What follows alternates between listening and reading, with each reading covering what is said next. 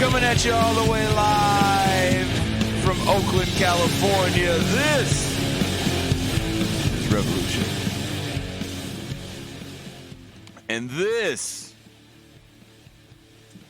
is a somber Saturday for us. I'm recording this episode on March 27th of 2021.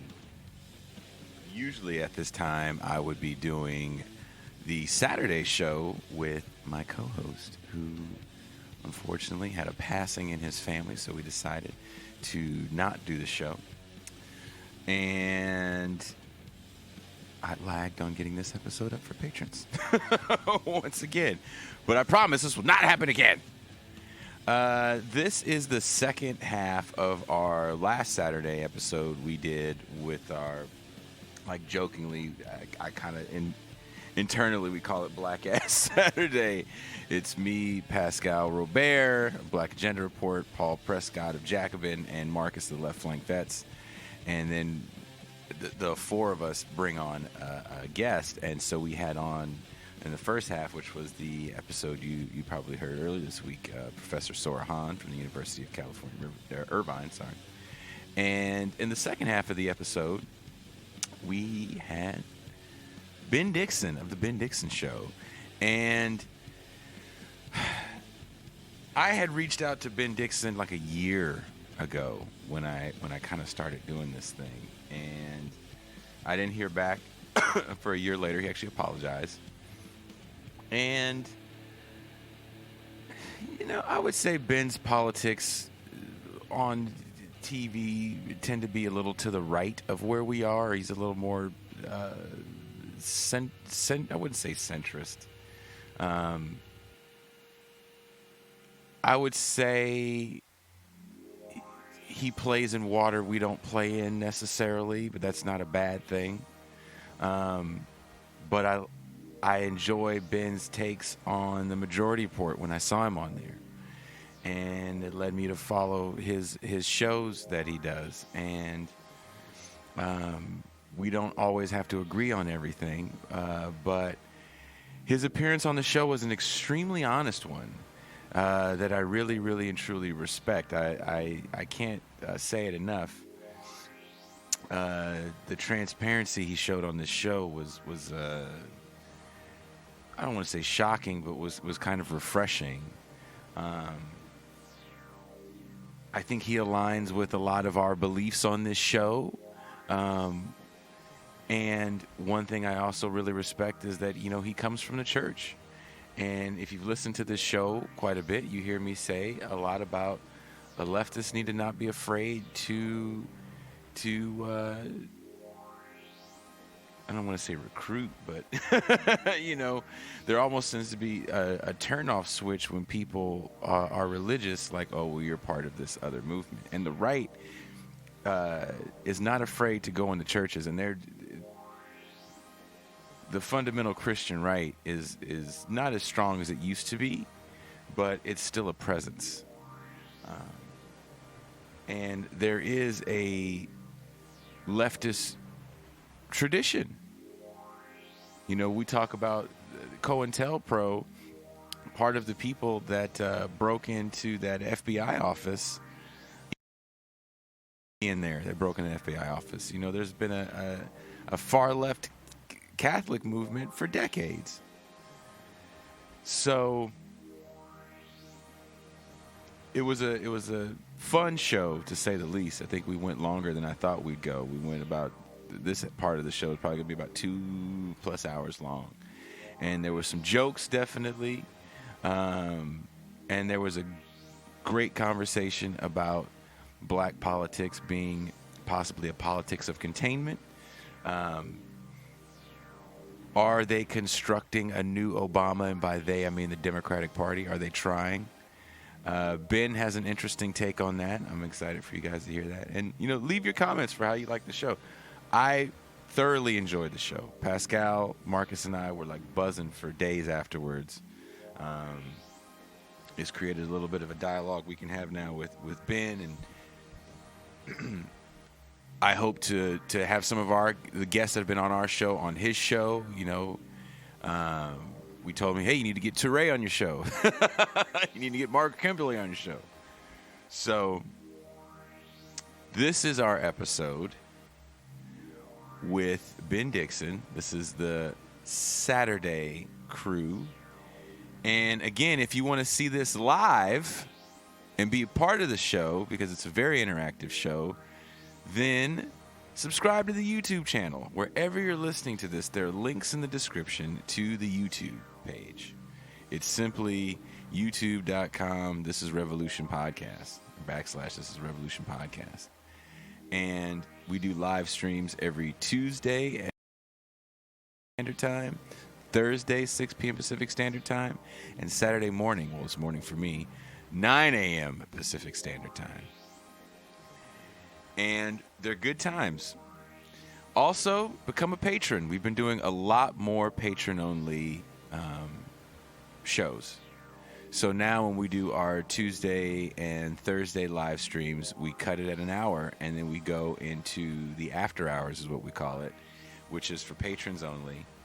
And we either continue on the topic, get into more topics. This last Thursday one, we were talking about the culture wars, and that spun off into a whole bunch of other stuff because we brought on Dr. Asatar Bear a little bit later, and he went on for at least another hour and a half. So become a patron, get access to the after hours segments. We're also going to be doing, we created a Discord server, so we're going to be watching movies every month on the Discord with everybody. I'm actually really excited for that. We were going to do it this month, but because of this actually tragic passing with my co-host's family, we're putting it on hold till next month.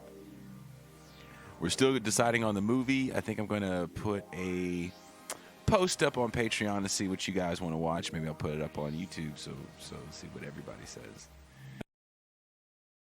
Want to give people some choices on what movies to watch.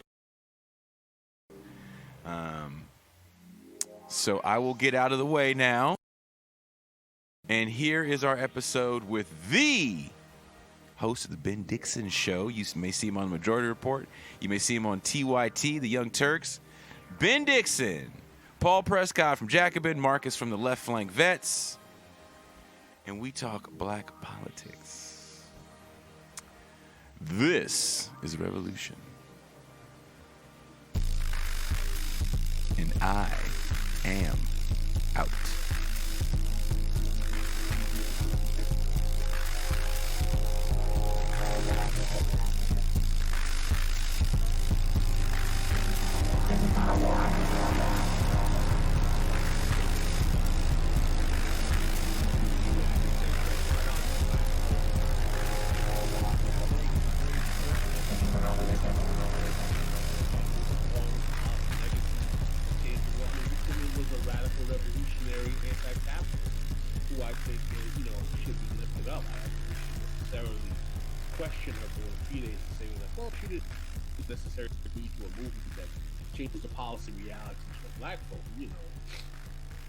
Again, Paul, I'm not trying to bang hard. Well, I don't necessarily. Well,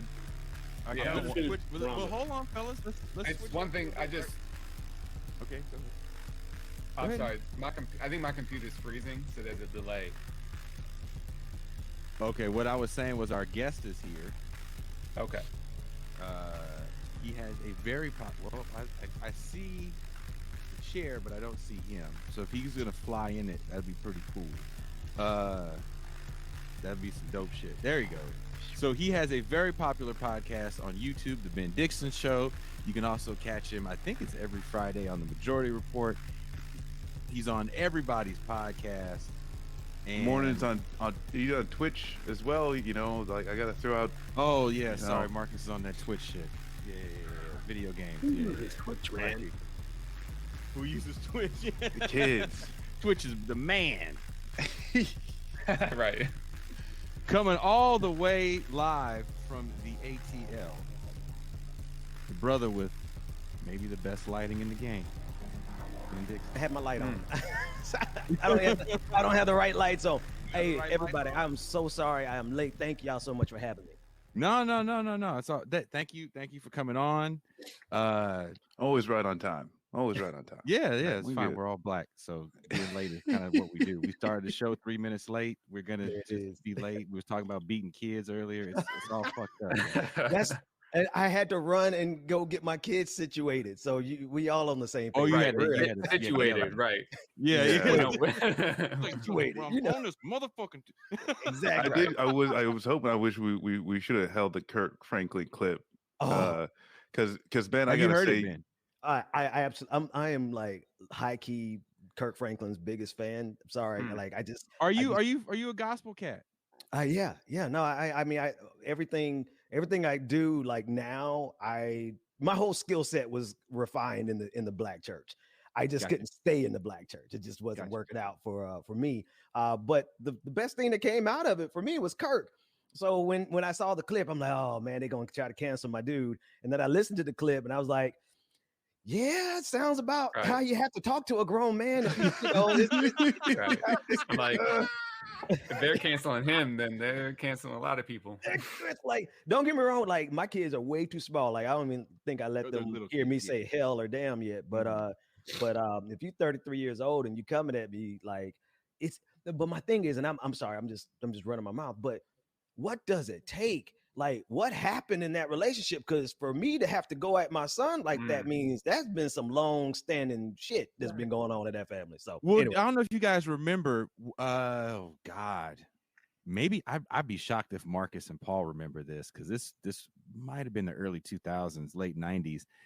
Alec Baldwin cussed his daughter out, and she saved the voicemail message. And she had sent the voicemail message out, and this is the daughter he had, I believe, with Kim Basinger. So he was yelling at her, basically saying what she was gonna do. Like, you're gonna do this, and your mom, this is the kind of shit y'all do, and you do this shit just like your mama, just cursing her out. And it's man, I think we'd be surprised at what rich kids do. Because Kirk Franklin didn't grow up rich, right? Nah, he grew up the hard way, like most of us did, and so he got a first generation rich kid. So yeah, so they probably said some dumb shit to him, and he was probably like, "Boy," at 33 too. I just want somebody to sample the ever part, because that shit was like. But I want them to sample it for real and put it on a real beat. I thought Sway the remix guy would like really do it. Nah, man, that sample is just waiting to be remixed. I told these cats I hadn't heard the shit until Pascal brought it up. So I always kind of thought Kirk Franklin was interesting, man. I mean, he never really bothered. His music was okay. He makes that kind of gospel music that has pop culture appeal. He's definitely not one of the larger offenders on the black church scene, like some of the other cats, the prosperity pimps and all that other stuff. Yeah, Creflo Dollar. I mean, I thought the whole thing was kind of funny, and then all of a sudden it became a big morality play in black social media spaces. Of like, do we really, should we really talk to our kids this way? And I was like, why can't it just be about Kirk Franklin kid? Why does this have to be some kind of statement on black parenting? I was like, Kirk Franklin doesn't represent how me or anyone I know talks to. I don't have any kids, but people who have kids. He represents his, and obviously he's got some kind of this clearly. To play off what Ben Dixon, Ben was saying, there's a long trauma there, man. There's a long trauma between him and his son that is problematic. And I just hope my man works it out. He apologized, so obviously he found there was a problem. But it's amazing how in the age of social media, everything becomes this kind of existential phenomenon of how we, quote unquote, who we has to be, have to evaluate ourselves and us, and and I think that I'm always one, and I think Paul would agree with me, is that I always try to complicate the narrative of there being a we in the first place, because I'm like, I didn't get the invitation to like when we discussed these issues, what I'm saying? I made that comment when we had this whole, you missed that convention. I that's what I'm screwed with saying. the, Hey, check I the screwed mailbox, with the brother. black agenda or this one with the black agenda. I was like, y'all ever notice how black people are never the ones who get to discuss what's on the black agenda except the one presenting the black agenda? It's like a Nielsen box. Yeah, and I actually, I'm very curious, Ben, because of what you've kind of built with not only yourself but other black people, and I know that you have kind of a string of shows, and and from what I've seen, I intend to build that out even more. But kind of like what Pascal was saying is, how do you yourself, but I guess the rest of us here too, how do we keep ourselves grounded and not speaking for black, doing that whole blanket type thing, racial ventriloquism? Yeah, Right. That's a good way to put it. Yeah. I'll be honest with you, man. I don't speak for nobody, man. I just speak for whatever the truth is as I see it. And what I've learned is, let me go back to who actually I learned this from. And I kind of hate to have to give credit to this brother because sometimes he is extremely, extremely problematic. But high key, Boyce Watkins was the very first person in this space to give me anything like to even just answer an email, right? And early on, like I got a lot of YouTube videos that I did with him because like he was the only person who would even listen. And I was like, brother, how do you navigate all these different angles of blackness? And he said, I don't. He said, there's no one way to be black. That's been my motto for it's no one way to be black. And so that has been the centerpiece of my thinking. I don't try to speak on behalf of any black. I'm black. Y'all black. We black. And so whatever we're fighting for, it's what we're fighting for, as long as we're not fighting against blackness. Now, we got some black folks out there who are literally trying to sabotage and undermine the liberation of our people. Now, those people, I got a problem with their blackness. But and I wanted to ask you about that, about these black people, and I don't remember if I sent you the video. What do you mean, like these people? No, those. Oh, those. Oh, okay, yeah, no, those. Okay. Now, I just... actually, Sora, of all people that sent me this video that I ended up sending to all you guys, Sora is the one that sent it to me initially. It's the video. The Root had it, and it's the Instagram video of the woman. Did she start Black Lives Matter? Melina Abdullah. No, she's one of the founders of the LA chapter. Sorry. Of Black Lives Matter. And Tamir Rice's mom, and who was the other mom? Well, this is a great topic. I'm glad you brought this up. That's what. Look, that's we all do. Black people is here now. You're gonna put me in the bind here. Let's go. Let's do it. Shit. So I mean, we call this interview actually, show I the was torture rat. reading it. So my homegirl sends it to me, right?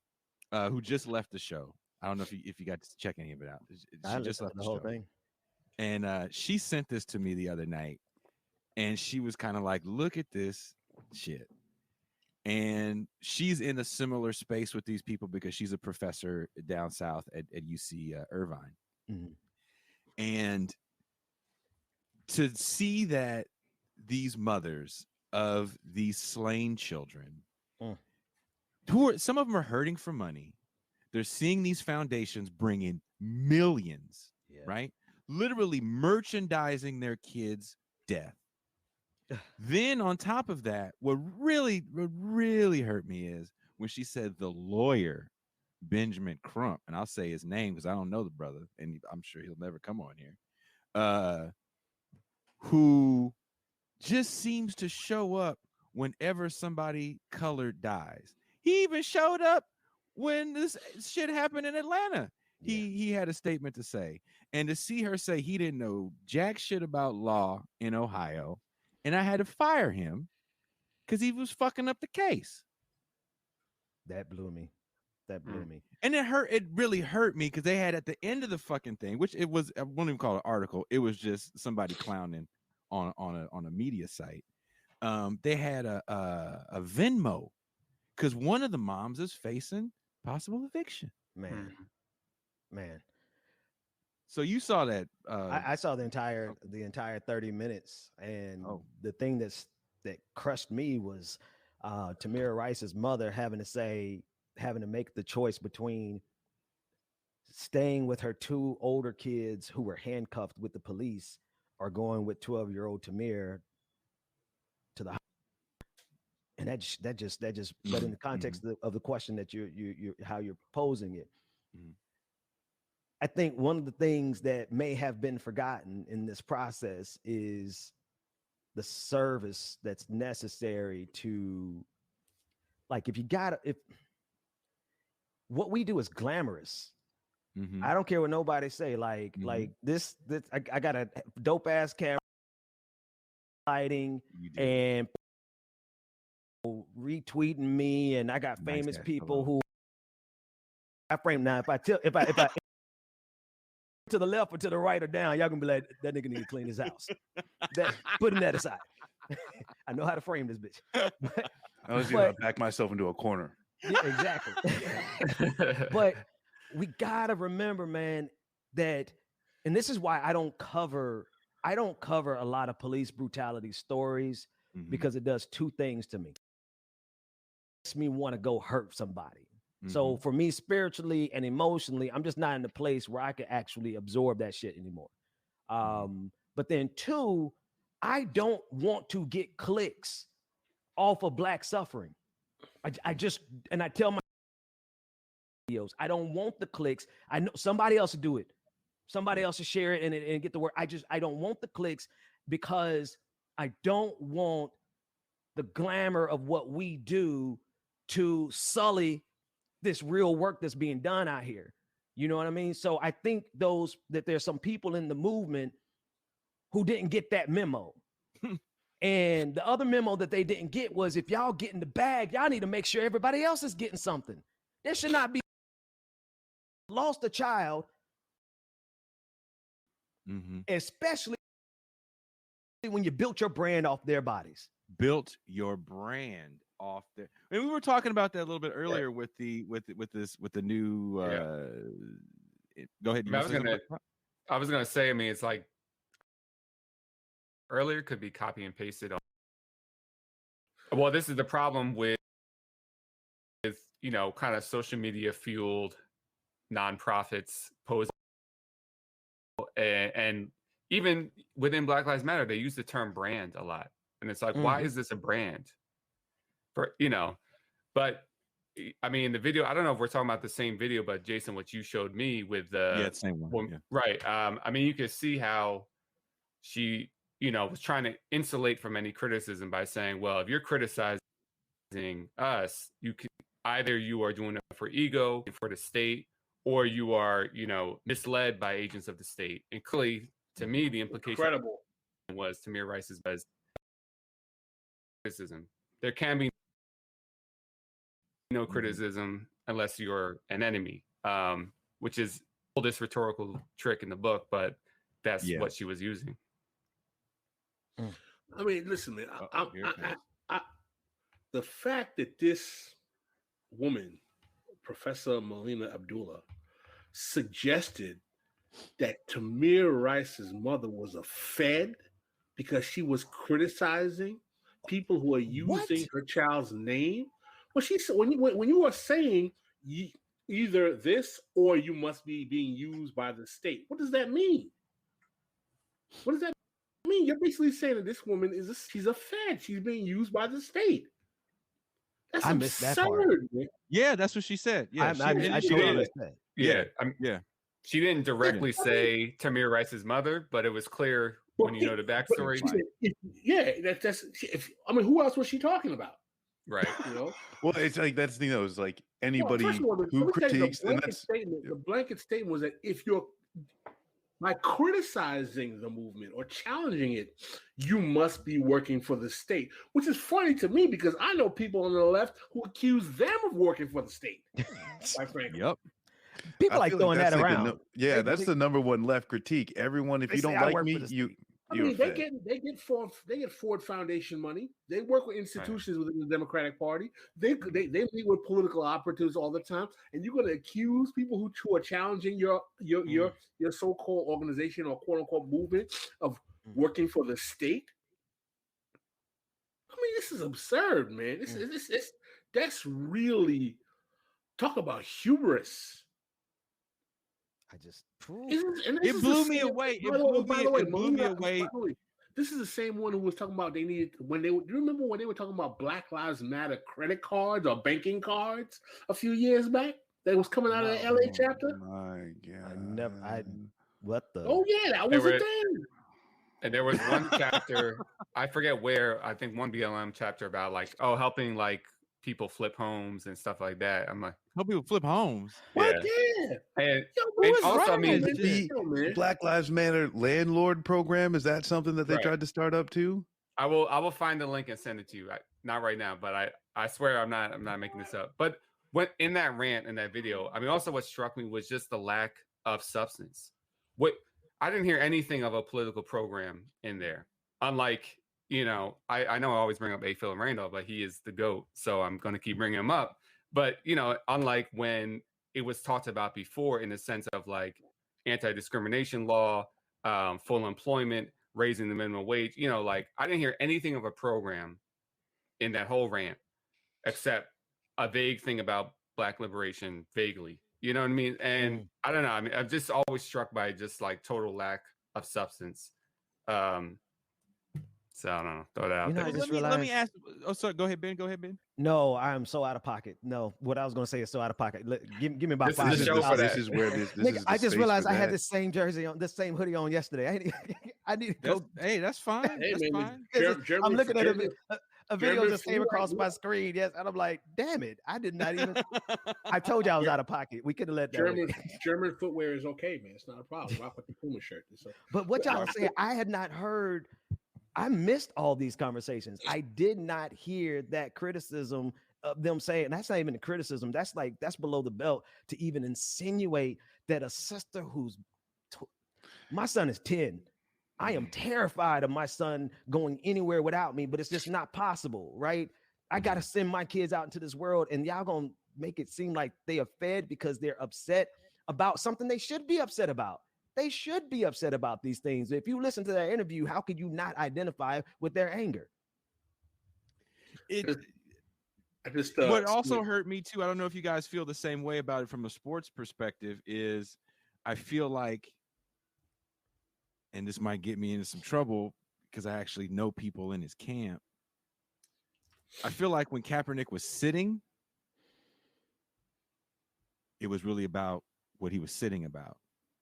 And then by the time all the kneeling and shit came into play and he's having sit downs with Green Berets, kind of sort of became about him and his fight against the NFL and less about what he was really mad about, which he's gone on to actually do real work with, right? Police violence, education, even did shit with Palestine.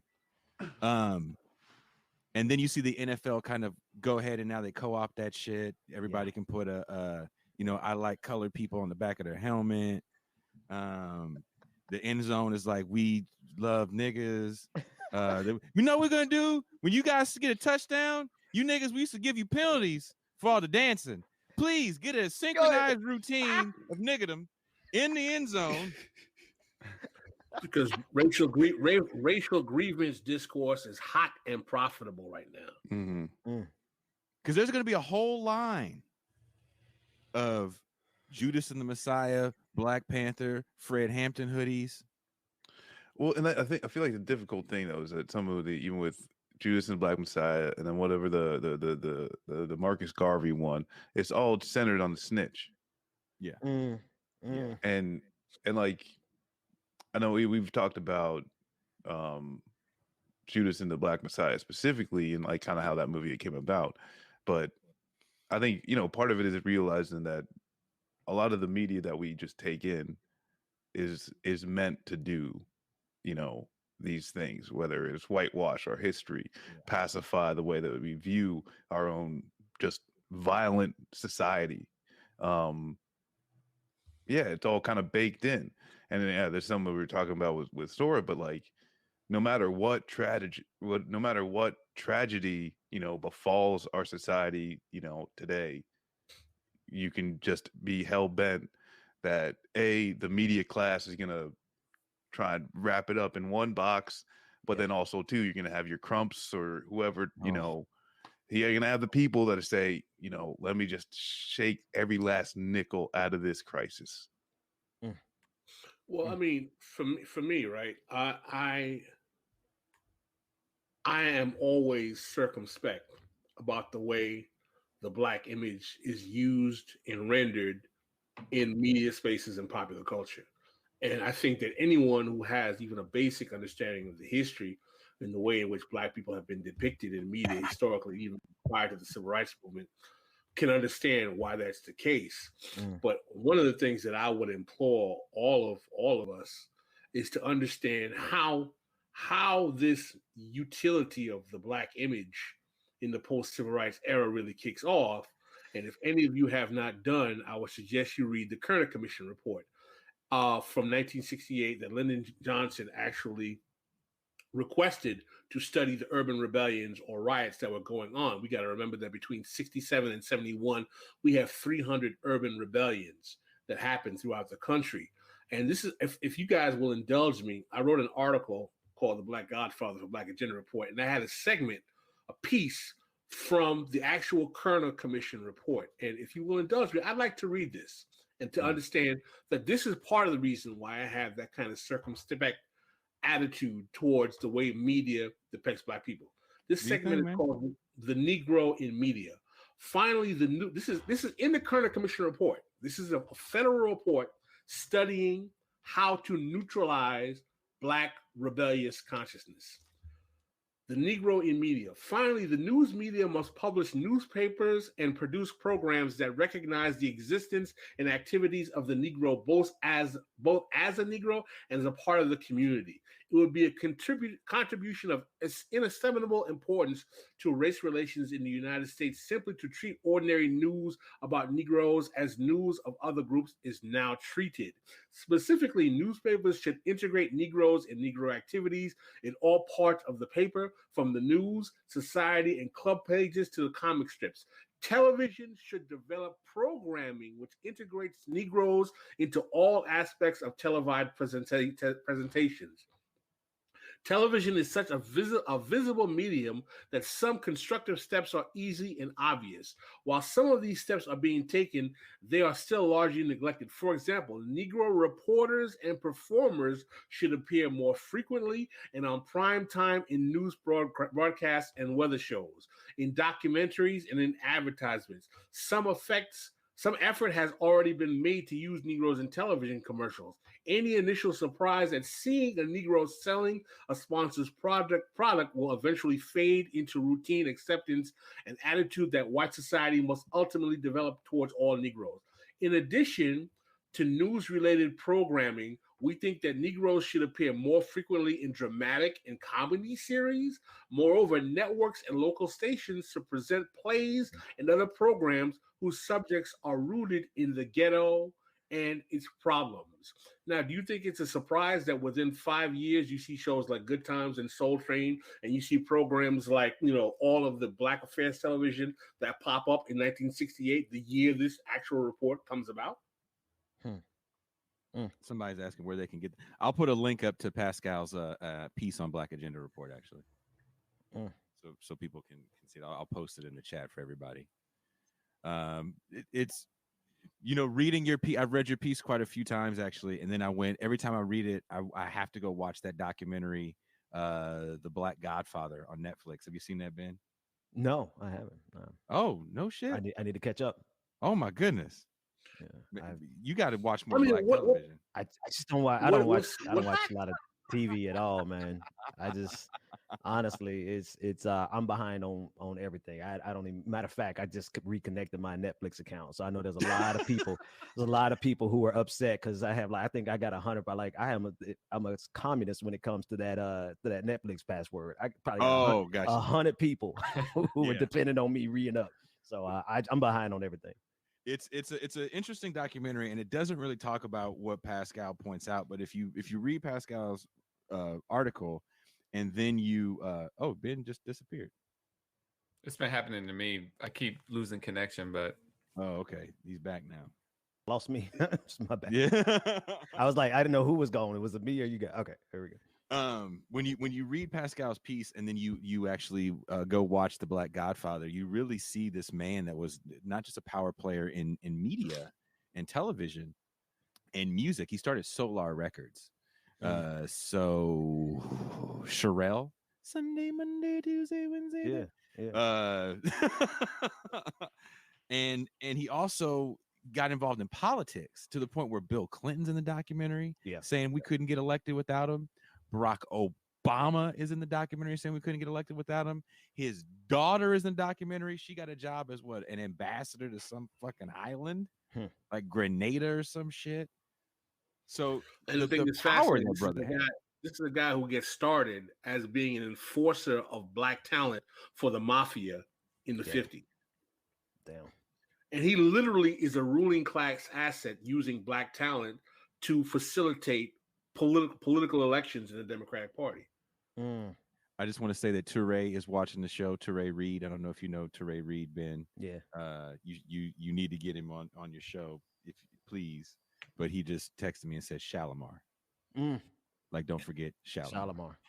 But again, I mean, the larger point I was trying to make in reading that is to show me that I think that understanding the way in which popular cultural production has been an effective and important tool of social engineering reaction, not only by Americans overall, but particularly the black community.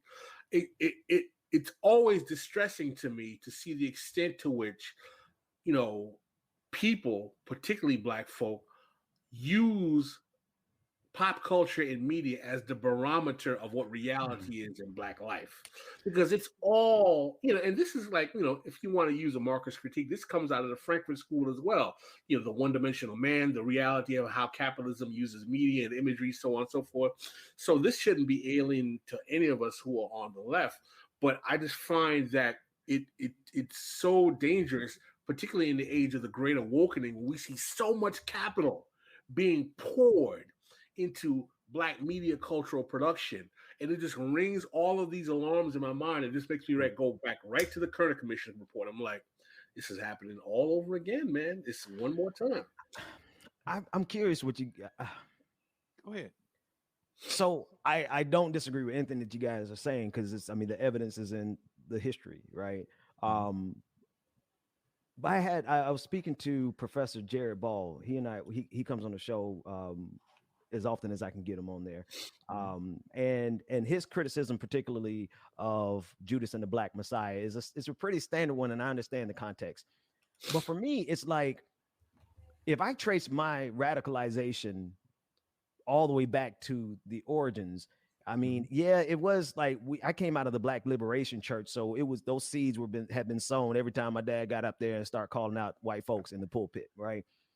But it really was the art. It was a series of movies that I saw as a kid that really kind of created. It just kind of sparked that. Like, if it's in my blood already, which it is. Oh damn! It's media that I consumed. Did I freeze again? No, you're good now. You're good now. You did freeze up. Damn, my internet connection. This Fulton County internet. We got to talk to Keisha Lance Bottoms about this shit here. But I'm be honest with you, like, I just got to admit it. Like, Malcolm X, the movie, really, like, I was 12 years old when I saw it. That shit changed my life. Like, it connected the dots, like where the black church couldn't connect it. That movie, and then I saw the Mario Van Peebles at 15, Panther movie, Black Panther movie. Like, that shit sparked something in me that put me on a search for more information and more knowledge, to the point that by the time I got to college, I'm like, hey, where can I, what course can I take on socialism? Yeah. And the political science director was like, socialism lost, so we're not teaching it here, right? But it was, if I traced it all the way back, it was like it was the art that actually kind of sparked the fire in me that was already there, but it gave me more context and made me desire. So it's like, I guess my question to you all is to, where is the threshold? Because sometimes I think Judas and the Black Messiah is going to radicalize a couple people, especially some 12-year-olds that are watching that movie, just the way Malcolm X radicalized me. I'll say this, and I'll shut up to my panel. When I was on Ben Burgess's show. We were watching Full Metal Jacket, and the whole panel was calling it an anti-war movie. And I said, is it? Because Marcus says when you can watch it in the mess hall in the Marines, it's not anti-war. And that's kind of how I feel about Judas and the Black Messiah. Are some kids probably going to pick up some literature after reading it? Maybe. But there was also a fervor around the Malcolm X movie. If you remember, I'm 43. I don't know how old you are. 40. Okay, so yeah, we're about the same age. Yeah. I bought an X hat. I'm sure you bought an X hat. All of us went and reread the. You didn't have an X hat? Nah, I didn't. Ben got the tattoo. Nah, I mean, I don't want to sound super poor, but I couldn't afford anything other than some hand-me-downs at that stage. So I grew up in an area that had the bootleg spot, so there you go. See, I was in Mississippi. We didn't have. We didn't have I would have had a special order that shit. I wasn't gonna be able to go to the block and just get one. No, bootleg spot is a real Jason's hand-me-down hat. That's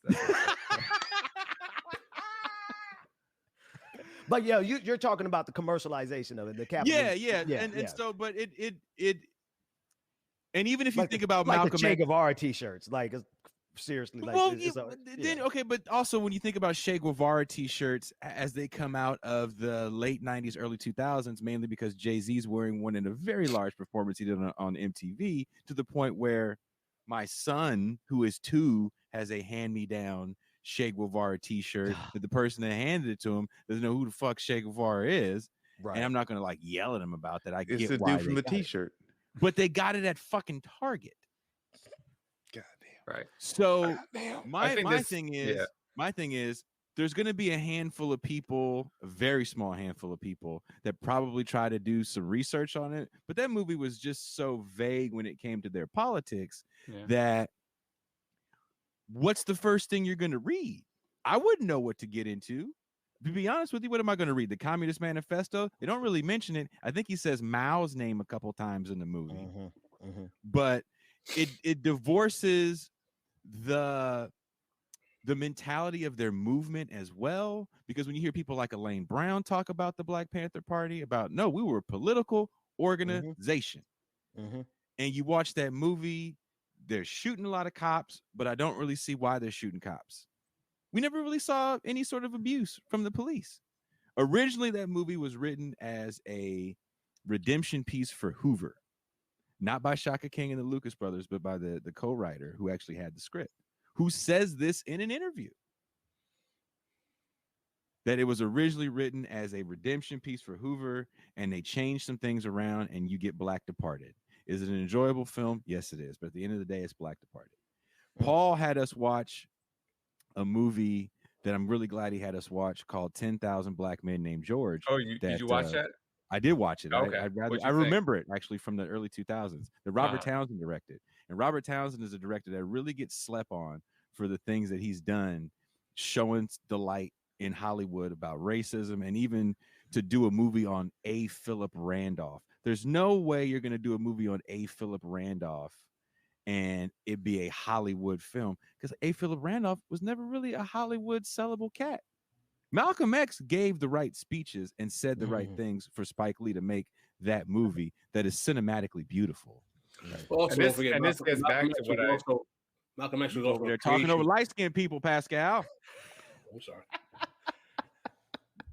Go ahead, Pascal. I thought we had an agreement. Paul, say your piece, Paul.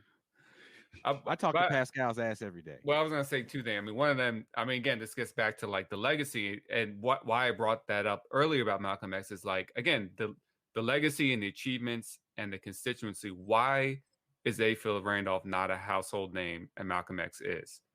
So that's just one thing. And that, kind of brings back to he was not sellable. I think he wasn't sellable because he was doing more of that real kind of work.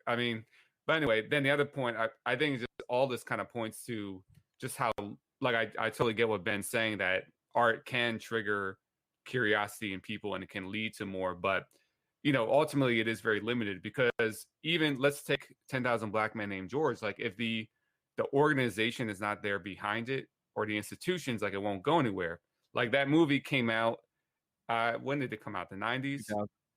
2000. So, I mean, the labor movement, as weak as it's been at that point since the 1930s, even if that was a Hollywood bestseller, you know, there's not as much of a labor movement for people to go to. Like that movie itself cannot trigger that big of a transformation, if you know what I mean. So, yeah, I mean, I think if there's not an organizational outlet for people to like act on these politics, it's just kind of going to remain as art, you know, and it's just, we should just recognize there's a certain limit to that, which doesn't, you know, eliminate the need for art, you know? Yeah, no, I mean, I think, I don't even know that we're really saying anything too different, right? You know, it's like recognizing that it's like, yeah, people can be inspired by a whole lot of different things. And I think that like, absolutely, if this movie is going to get some just children in general, but especially some young Black kids to start questioning, you know, who and what they've been dealt, you know, as far as like, who are the people, who are your heroes that you're supposed to look at, you know, what are the narratives that you're supposed to play in our society. But I think, yeah, at the end of the day, it does have its limits. And but one thing I kind of would like to turn it to, especially since we got a Georgia representative now in the caucus, is I see Reverend Warnock as a representation of kind of like that Judah and the Black Messiah, where, hey, there's going to be a lot of inspiration out of this brother, but there's going to be some limitations. Oh yeah. And that's where, yeah, how do we also too, and like where he's coming from, you know, and like the you know, Black church literally coming from the pulpit. Church. Yeah, the right, like when Ohio State says the, like we're talking about the Black church, the crown jewel of the Black church. Yeah, man. You know, and so I don't know, it's kind of like one of those things of being real, understanding, hey, there are some positives in this, but also saying there's a reason why Reverend Warnock was able to run in the first place, and it was because, you know, there are some things that are going to be disappointed about him. Oh yeah, that's a fact. That's a fact. Well, I mean, one of the reasons is because the Black church is one of the organizing operational vehicles of the Black political class. They socially control Black votes to make sure that they completely dedicated to the Democratic Party. It's one of the key institutions in that mechanism. Which is why I'm no longer. Well, I mean, I still visit a church when it's not the pandemic, but I knew I couldn't do my work. There's literally no way. When one of the few sermons I ever preached, they came up to me afterwards and said, "Hey man, you can't be bringing that political stuff in here." I said, "Okay, then I just don't need to be here." That said, though, I would just say this in terms of the art, because if somebody didn't know, because America is set up, y'all know this, I ain't gonna tell y'all this, but just to make a broader point, like most people probably had no idea that Fred Hampton even existed, right? I'll give you that. And now if somebody Googles or hell goes to Twitter and does a quick search for Fred Hampton, you know, they're gonna probably come to my timeline where I just got video after video after video of him talking his real message. That said, I would say I don't put a lot of energy or a lot of weight into these different pieces of art and media that goes out, but I just think that capitalism and this military industrial complex, I think they playing with fire, because if they don't take anything else from Judas and the Black Messiah, you're gonna take a little bit of anger away with you, and anger is a catalyst that it doesn't go away easily for some of us. Most people probably left the movie theater or their home or wherever they saw it, and they just went on about their business. But there's a handful of people who saw what happened in that movie, and it pissed them off. And I'm telling you, that anger is a seed that we can grow from. And so they could play around and keep think they can commodify the revolution, but it's the revolution for a reason. Well, brother Ben, it's coming, because there's a movie in the works about Mark Scarby. I see. I heard. And what I will say, there's a woman coming on the show. She was a historical advisor for the Nat Turner movie, Birth of a Nation. That not a lot of people saw because the director got caught up in a brouhaha that was kind of whatever. It destroyed. That's why it looked like that. Yeah. Destroyed that film, which I thought was a very good film, and also tackled something we never talk about, which is Nat Turner and slave revolts. And they killed that one just that movie got killed. And then, again, we talk about some of these movies by people like Robert Townsend, who, when we talk about Black directors, we never talk about Robert Townsend. I mean, didn't he direct Raw? Maybe the greatest stand-up comedy movie of all time. Absolutely. Hollywood Shuffle, in my opinion, still stands the test of time when it talks about busting out stereotypes. So to make a movie about A. Philip Randolph and organizing workers and not playing down the fact that A. Philip Randolph was a socialist, like, you're not playing that down in the movie. Malcolm X's real political affiliation in the film, you don't really understand. You don't really know. He doesn't really have an ideology. You never learn in the movie Malcolm X that Malcolm X died fighting capitalism. You never hear that. Look, somebody put Meteor Man in the chat room. He did do Meteor Man in the Parenthood. Why y'all do that, man, like that? Everybody makes mistakes. He actually made a movie, I forget the name of it, about a group of Black lawyers that got tired of seeing poor Black people kind of fucking their shit up, if you will. So they went on a vigilante killing spree, almost like Batman. And it's like a morality tale because they're dealing with what are we doing? How are we making anything better in doing this? This is just silly shit. I would tell you one kind of media that I'm so excited to see one day. And it's gonna have to start on the internet because there's no way any of these. I'm so goddamn tired of all these cop shows. Cops being the good. Like, can somebody do a show where people in the streets win and some cops get their head, returned in kind? Like, I want to see some shows where the politicians. I want to see a Dexter for politicians, right? Joker. Joker. I kind of felt Joker, to be honest with you. They actually kind of touched a little bit of my soul with that movie. I don't. Did you like Joker? Did you guys? Has everybody here seen Joker? I loved it. I liked it more because originally when it was oh, hey, this is gonna be angry white dudes. Yep. I was like, yeah, this movie ain't gonna be it. But it was like, oh, this motherfucker pissed because capitalism, right? Yes. I mean, this is the guy made the movie. Did you ever hear his interview where he talks about how he got the inspiration to do it? He was at a premiere for a movie nobody cared about. That was his movie. The director, everybody was shitting on it. He still has some power. He makes a phone call. He looked up and saw a poster for one of the superhero movies, and he was like, the only way I'm going to tell the story I want to tell is if I make a superhero movie. Yeah. So he had called up and I think he had a contract with, is it Warner or Fox? I forget who owns. I think Warner owns all the DC properties. And he was like, I want to do a superhero movie about neoliberalism. I mean, it's a great anti-austerity movie. Hey, they skipped Eat the Rich and had on the newspaper Kill the Rich. Right. That's what I was sold. But I mean, and there were so many analyses of it. I didn't know how you guys felt. There's a lot of analysis of it that kind of dismissed it because it was contextualized for white grievance. Yes. And I'm like, specifically white. I agree with this particular white grievance. Right. This is the one. This is the only one that I actually fuck with. So, right. Somebody was talking about Shea shirts. Shea. Oh. I wore one of those to. Damn it! I shouldn't have shared this because then I could have told y'all without my audience hearing what I was getting ready to say. God damn it!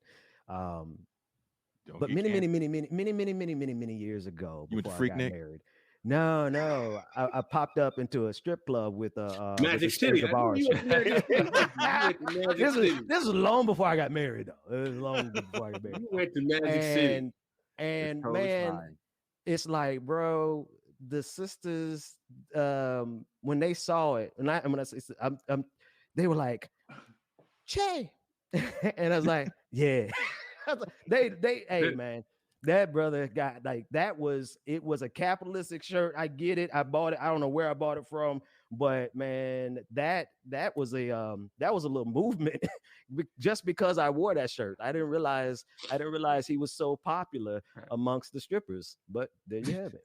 Ben's like, this is why he fought and died for me right here, right now. In this moment, right now. This is what he fought for. The revolution. Why don't you liberate some of them ones? Oh no, we did. We liberated. Speaking of strippers, I'm a socialist, man. Everybody get a little bit of change here. That we moved on to strippers. Not that they are strippers. Does anyone want to eventually discuss the controversy over the Grammys and Megan Thee Stallion and Cardi B and the WAP music that people like Ben Shapiro and Candace Owens are saying is causing the fall of civilization and blah blah blah. It's the same thing we've heard for years when it comes to these award shows. I will take it all the way back to 84. Oh man, Eddie Murphy hosting the MTV Awards and Madonna. I remember that. Boy, you got a good memory. Because I never did drugs. Bullshit. And I can't remember shit. I'm boring as shit, man. I'm hella boring. But I remember that I specifically remember them losing their mind over Madonna. Yeah, Madonna was simulating masturbating, and it was a huge to-do because she was simulating masturbating on the stage, and she was a trash artist. And when we think about Madonna now, this is music that's played in elevators and at dentist offices. We can think about Prince. The reason why you have stickers on records is because a man brought controversy home. A suburban white man brought controversy home, was so appalled by the content in a Prince record. Keep in mind, the record before that, he's naked on the unicorn. But anyway, I don't know what the fuck you thought you was going to get from controversy. But he brings controversy home, and he's shocked by it, complains, because as Marcus always says, when you complain to a congressman, some of these cats listen. PMRC comes along. They want to put stickers on all these rock records. Remember early on, it was rock records, bands like Twisted Sister that said, we're not going to take it, which they thought was enough to ban free speech. And by the time 2 Live Crew comes along with, hey, we want some PUSS. Dixon, your pop culture mental Rolodex is impressive. Right. I'm sitting back like, wow, I don't remember any of these things, but yeah, I had smoked too much weed. But go ahead, brother. I don't. I remember where I was, that's when those songs were. But that's asking a lot. I could tell you I was in Daytona Beach for some of this, but that's Black College Reunion. All I was thinking about was like, man, I remember that time that I had left my Ludacris CD in the downstairs stereo, and then my dad invited some people over from church and thought he might have actually thought he was playing a Kurt Franklin CD, but the Royal Penis is clean, Your Highness. Thank you, King. Shit, Ludacris, mother. Yeah, like that starts playing, and I came home and I saw my CD in half in the trash can with my dad just staring at me. Just upset. Did you record what he said? Can we listen to him now? Oh man, that was actually him. Kirk Franklin was doing an impression of my dad that day. Right. Like, I will snap your neck if you ever disrespect this household. Bro, you want to hear a Christian cuss? Embarrass them in front of church folks. Oh yes, they gonna cuss. That is the time. It's hilarious. I didn't honestly think anything of the WAP controversy other than this is all they got. Like this is all. But I think part of it is, Joe Biden. If there's one good thing about Joe Biden is that he does not wade into the culture war, which I think is a huge strength of any political figure. But they can't. I think they're having a hard time like coming at Biden in the same way as they don't really have anything to say to the stimulus bill. So it's like, all right, go back to the old playbook. Right. Yeah, the culture war is actually getting kind of boring, though. I mean, it's just really, cats are talking about Pepe Le Pew and cartoons and all this kind of. I mean, it's really, and the way it interfaces with cancel culture, I'm not a fan of canceling people at all, but I mean, I'm seeing folks on the right and on the left act like cancel culture is equivalent to, I don't know, like Murder. the Third Reich with the Gestapo Yeah. coming down. I'm like, listen, okay, I understand how this could be a problem, but to make it seem like this is like changing the paradigm of the ruling class and all, I'm like, come on, man, y'all are really, dudes spend too much time on Twitter. That's really what's happening. Too much time. And I think Twitter. also, I mean, this gets back, I think, to people, and I'm naming out my own generation on this, too much raised on movies and are now interpret everything through pop culture and have not been involved in a real political movement. And that's the only framework. And it's like, this is also the problem, I just feel like, of thinking that the movie route, I think, I know no one here is saying that, or that kind of art route is going to get us anywhere. But I'm like, at this point, you have a generation that's been raised on movies and TV, and that's the only way they can really interpret certain frameworks. And now that is political, and they're substituting that. That's what's for scary. politics. That's what's social scary. Media and That's a great social point. media and digital Right. technology. And this is all within the framework of what, everyone knows my term, the 50-year counter-revolution, right? We have not really been invested in movement politics since the late 60s, early 70s. And the 50-year period since then has been a counter-revolutionary reaction to that period of time. So we're in an echo chamber where the elders of our community, right, people in their 50s and 60s, are totally divorced from radical progressive politics, right? I mean, my mentor, God rest his soul, Bruce Dixon, who was a member of the Chicago Black Panther Party, who passed away. Bruce was in his 70s, So now you got people who are, in their 50s, in the late 40s, who are parents and sometimes grandparents who are totally divorced from any understanding of movement politics, why a Labor Party is important.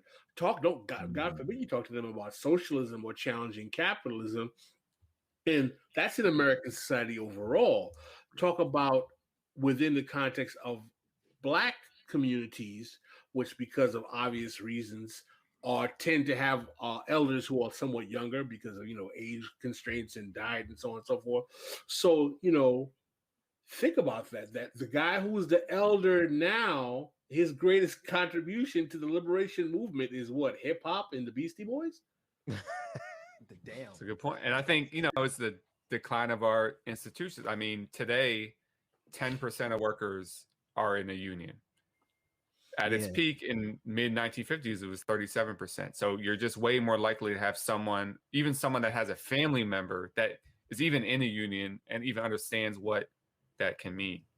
Let me ask a quick age check. Are we like all millennial and Generation X? I'm Generation X. Generation X. I'm the oldest schmigger in here.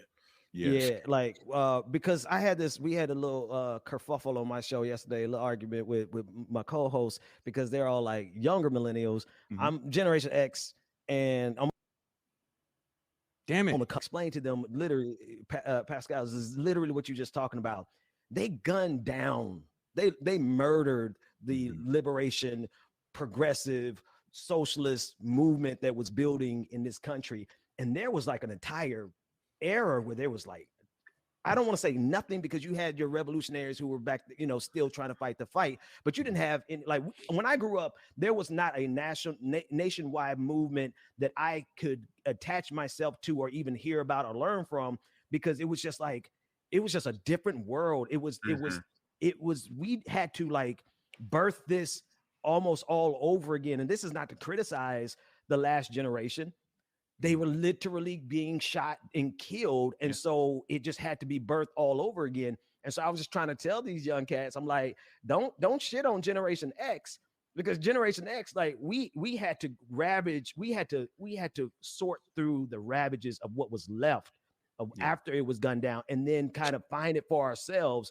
And then we found the internet, and then we started finding each other. And that made it a lot more possible for millennials to be a little bit more revolutionary at an earlier age. And then Generation Z, obviously, like they just out here, they ready to burn shit down.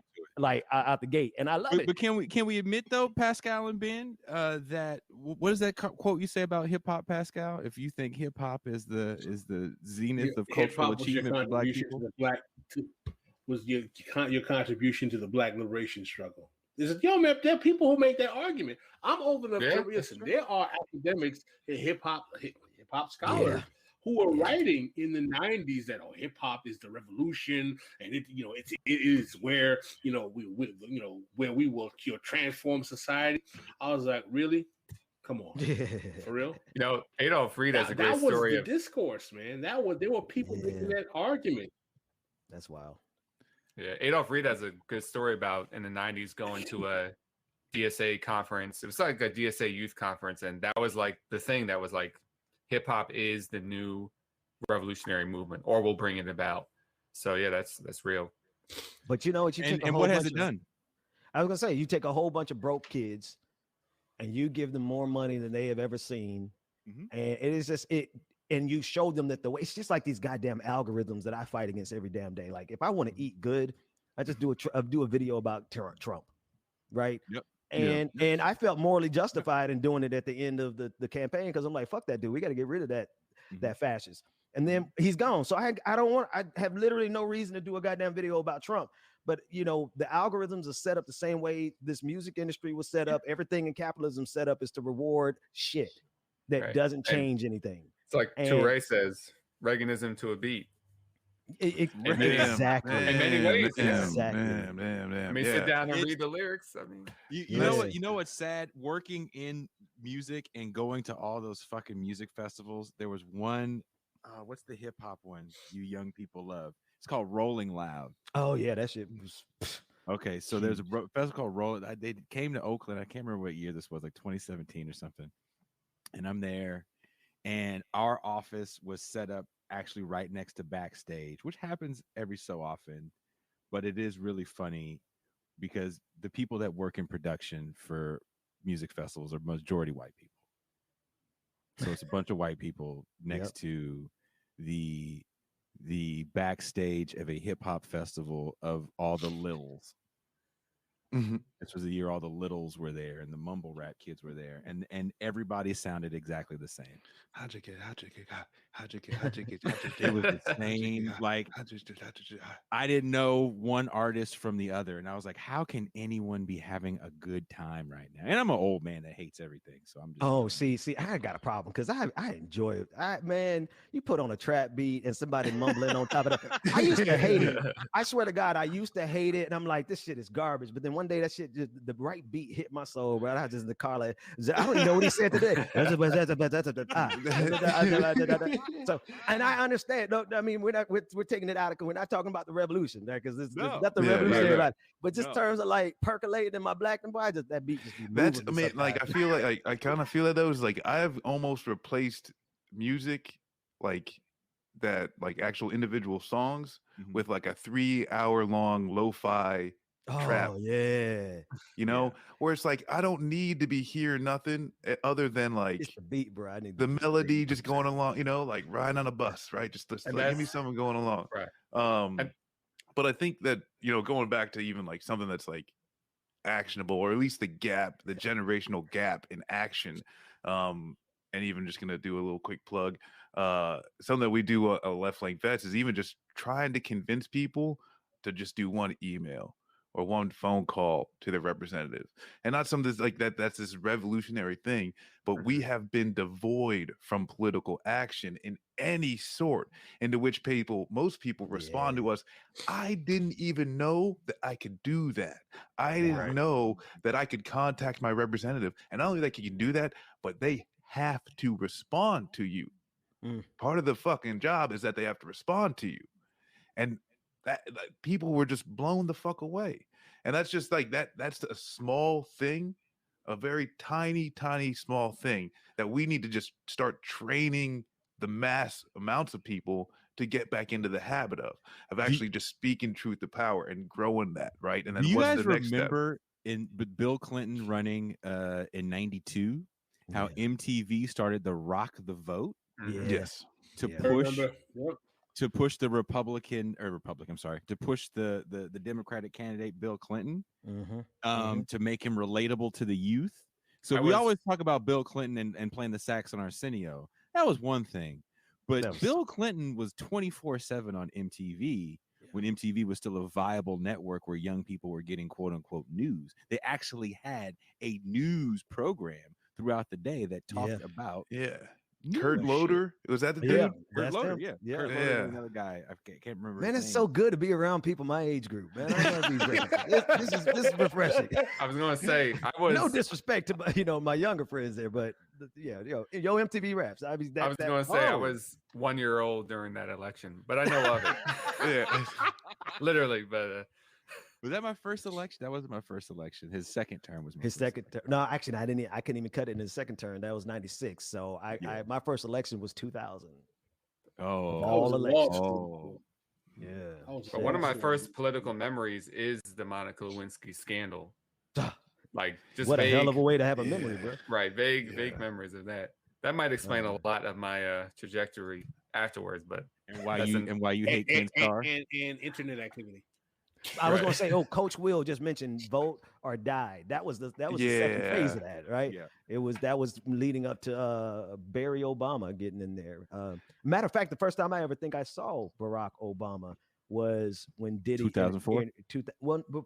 Yeah, no, it must have been. Yep. It was well, not the convention, because I saw, but before that speech, Diddy did an interview with them during his whole vote or die thing and introduced them, and I was like, okay, this ultra light skinned brother, let's see what he does. So it's Diddy's fault. So you just put a face to. Oh no, Diddy was he was the first person I ever saw introduce him. Yeah, the political capital that these guys possess. And we even saw it in this last election I don't know if you guys remember, just this last election cycle, NFL players were actually saying, hey, go out and vote. We got to vote. Got to go vote, guys. I'm like, when the fuck have you guys ever done commercials about voting? The thing, though, that I want to fucking talk about, because with voting is one thing, but the LeBron James, NBA strike, or right on the cusp, right? And then Obama, out of all the bombs, Obama dropped. My nigga. That's why I don't fuck with LeBron. That's why I one. can't fuck with him like that. You fuck with LeBron, huh? Bro, me? No. No, I just gotta. Can we pause and he's reflect? not better than Jordan or Kobe. But anyway.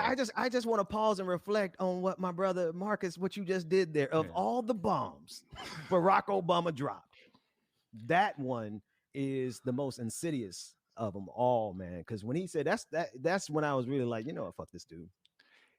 And that's what it I feel like that in 2009. Yeah, well, no. There's a difference between 2009. I was like, when he put Timothy Geithner in, I was like, oh, this dude ain't gonna do nothing, right? He wasn't gonna change. There was as soon as he picked Timothy Geithner, I said absolutely nothing's gonna change, right? By the time he got out of office, I'm like, okay, just go away and do your thing and be a rich, black man in this neoliberal system. But when he actively came in and sabotaged that. That's when that's another level of fuck you to me. The most valuable thing that Barack Obama presents to the ruling class is the capacity to neutralize radical politics under the guise of being the first black president. He's absolutely. I predicted to someone. I said I wouldn't be shocked if he becomes the first billionaire ex-president. It wouldn't shock me. Isn't he already? You know who used to keep it one? I mean, had the eagle eye on that. It was Bruce Dixon. Oh, Bruce, and at the Black Agenda Report, man, I used to read it. I'm trying to encourage people to go vote for Barack Obama, and Bruce Dixon was putting out articles saying this. People don't understand. Bruce Dixon trained Barack Obama as a community organizer in Chicago. He went to the Obama's wedding, and when Obama ran, he was like, "No, this Negro is public enemy number one." Have you all seen? I think this is pretty famous, but I mean, Adolf had the ultimate prediction back in the 90s. I use that quote in my piece. Barack Obama, Wall Street's favorite Manchurian candidate. Right. He says basically in 1996, he says, we have this Harvard-trained lawyer arising now, coming out of the foundation world. The left has got to do better with, repressive neoliberal politics and a He patina. said, "I suspect people of his ilk are going to be the wave of the future." Yeah, That was this is going to be the wave 90s. of black politics in the future. 95, Like, actually. yeah. But I think it was I don't know. I don't think you could play that same game again. Like I think they're gonna have to evolve. They can't. The whole I agree. black folks kind of got. He wore out his blackness and his welcome really quick. Well, I think that I mean, this is a very good conversation here, right? Is that I think that the Obama effect or the Obama psyop, as I like to call it, right? The reaction to it has a class element to it. Absolutely. And what do I mean by that?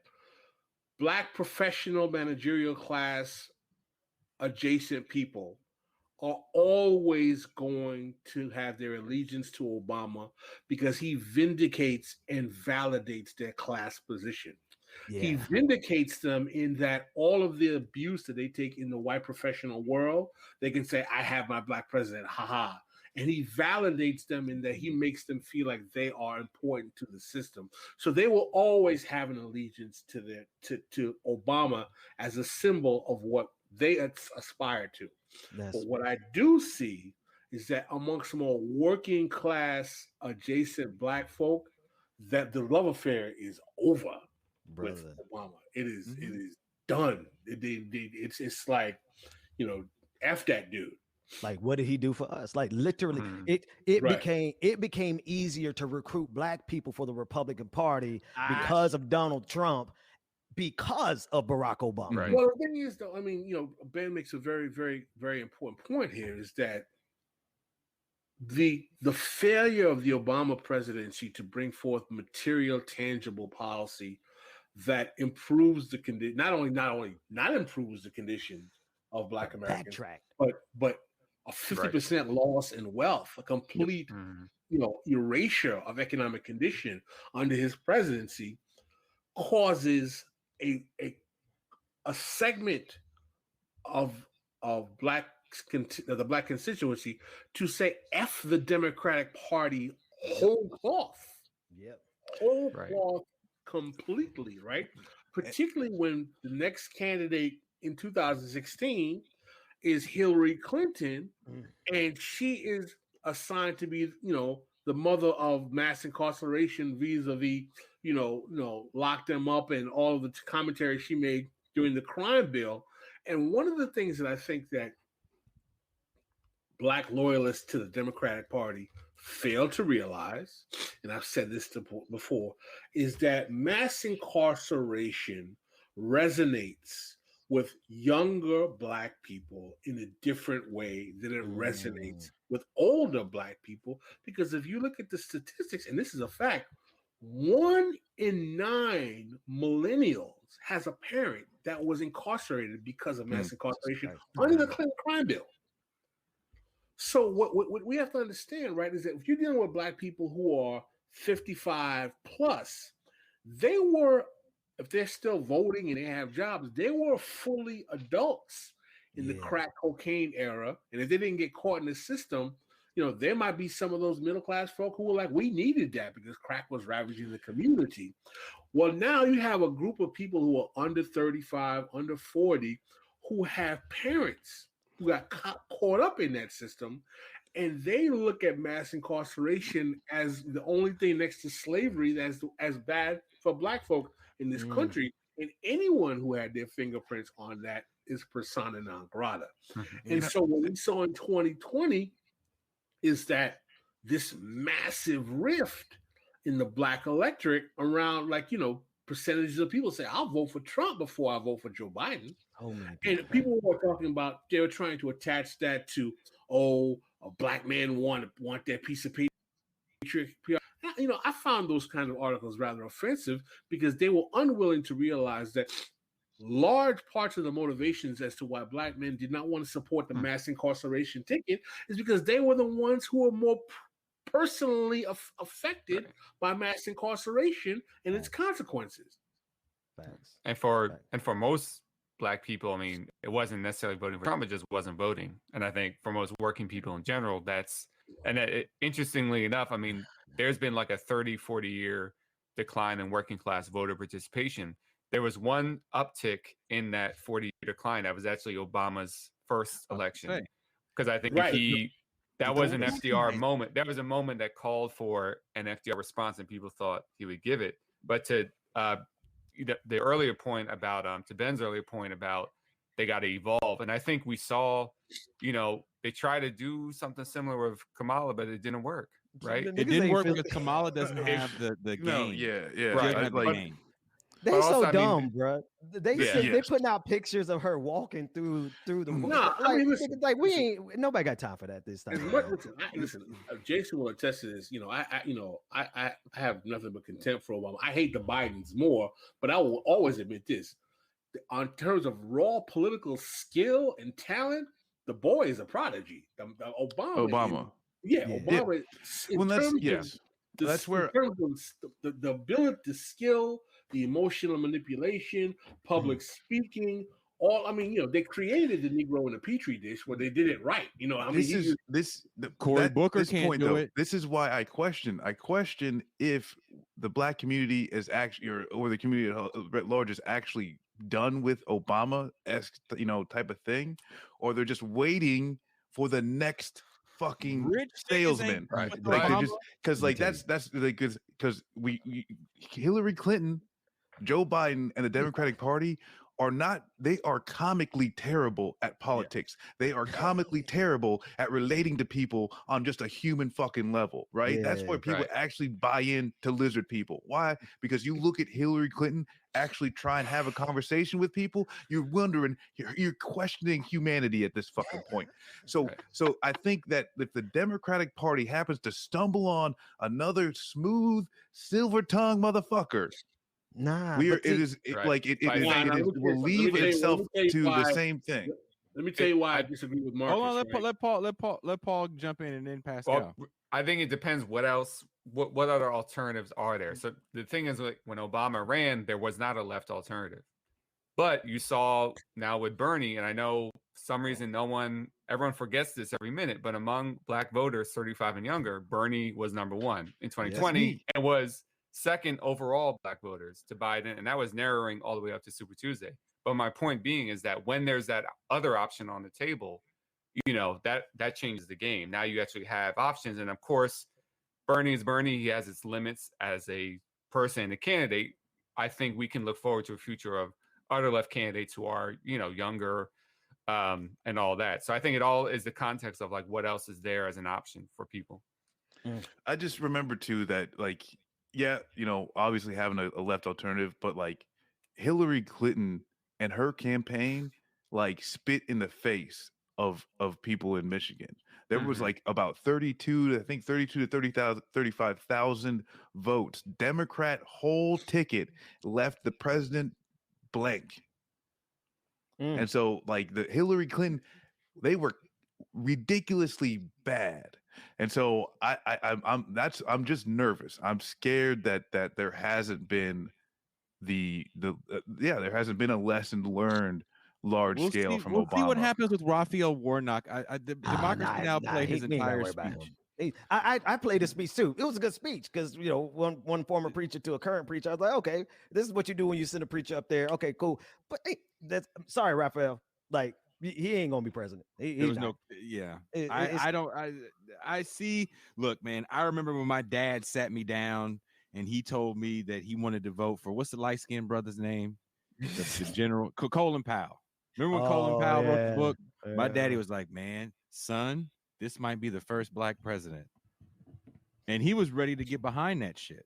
He could have been the first Black president. He could have been, but Colin Powell wasn't fucking with the people. He took it. He was too committed to the military-industrial complex when he went down there with that yellow. He shot himself in the foot. Well, he wasn't fucking with the people like that too. He was like, I'm not fucking with you people. Yeah.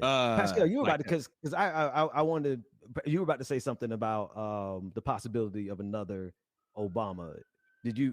Because I was going to say something, but I wanted to hear what you were going to say. My larger point about the possibility of another Obama is that, first of all, I think that one thing that we would all agree with on this show right now is that the identity politics framework is the only key the neoliberals of the Democratic Party have, right? So it's like the first black woman, the first gay, the first Latino, the first Asian, blah blah blah.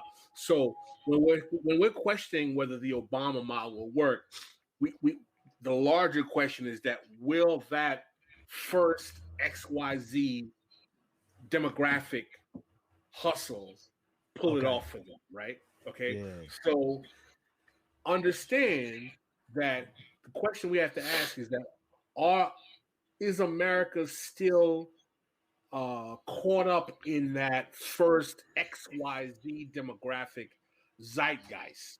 It didn't work well with Kamala Harris. I think, and I would like to hear what some of you, including Ben, would like to say.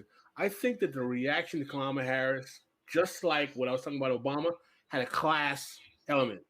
If you went to an HBCU, or if you were in a black fraternity or sorority, or if you were adjacent to those class of people, you loved the Chucks and Pearls and all that other my first class president is black.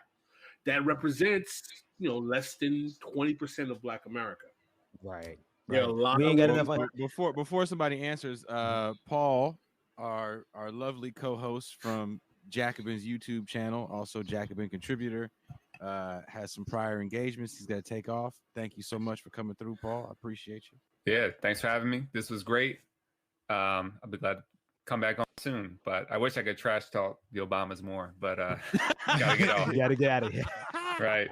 Don't worry, I'm committed to staying and trashing them for as long as you guys are on air. So. Yeah. Peace, Paul. All right. See you. Thanks, man. Thanks, Paul. Hey, Paul. But yeah, so the question becomes, right, is that, can they replicate that kind of first demographic X in question in the neoliberal mold? And I think that Paul was saying something that's very important, is that one of the major difference is that we have a burgeoning left. I don't know, I wouldn't necessarily say we have a left, but we have a left created by, starting with Occupy and down to the Sanders phenomenon, that is occupying online media spaces that will do the work in investigating these candidates to let people know, like, hell no, this person is definitely not the one, right? Because let's make it clear, Buttigieg was the trial balloon of that first demographic. They thought that shit was gonna work the second time. Oh my God! Yes, he was a trial balloon. Yeah, interesting. And that's some something that some would argue that Andrew Yang is a bit of a trial balloon. Yeah, that dude. And like that, I mean, I think you're hitting something with like really on, especially with Pete. And if you look at the history of this dude, which when he said military veteran, or at least when that was like that was the first thing, right? I knew about this dude as a gay dude, Navy vet. Yeah. Bro, let me tell you, I began scratching my head, and like once you get just the first onion, once you get past that first layer, you're like, man, this motherfucker bullshit. The funniest thing in the world is that this dude joined the military thinking that was going to be his pathway to the White House. Nah, sorry. Yeah.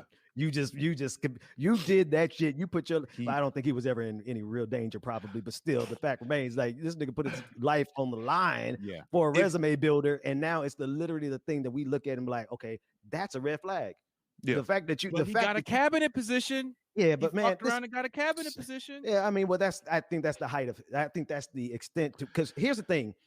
If you ask who that smooth talking next Barack Obama is, we're on the internet.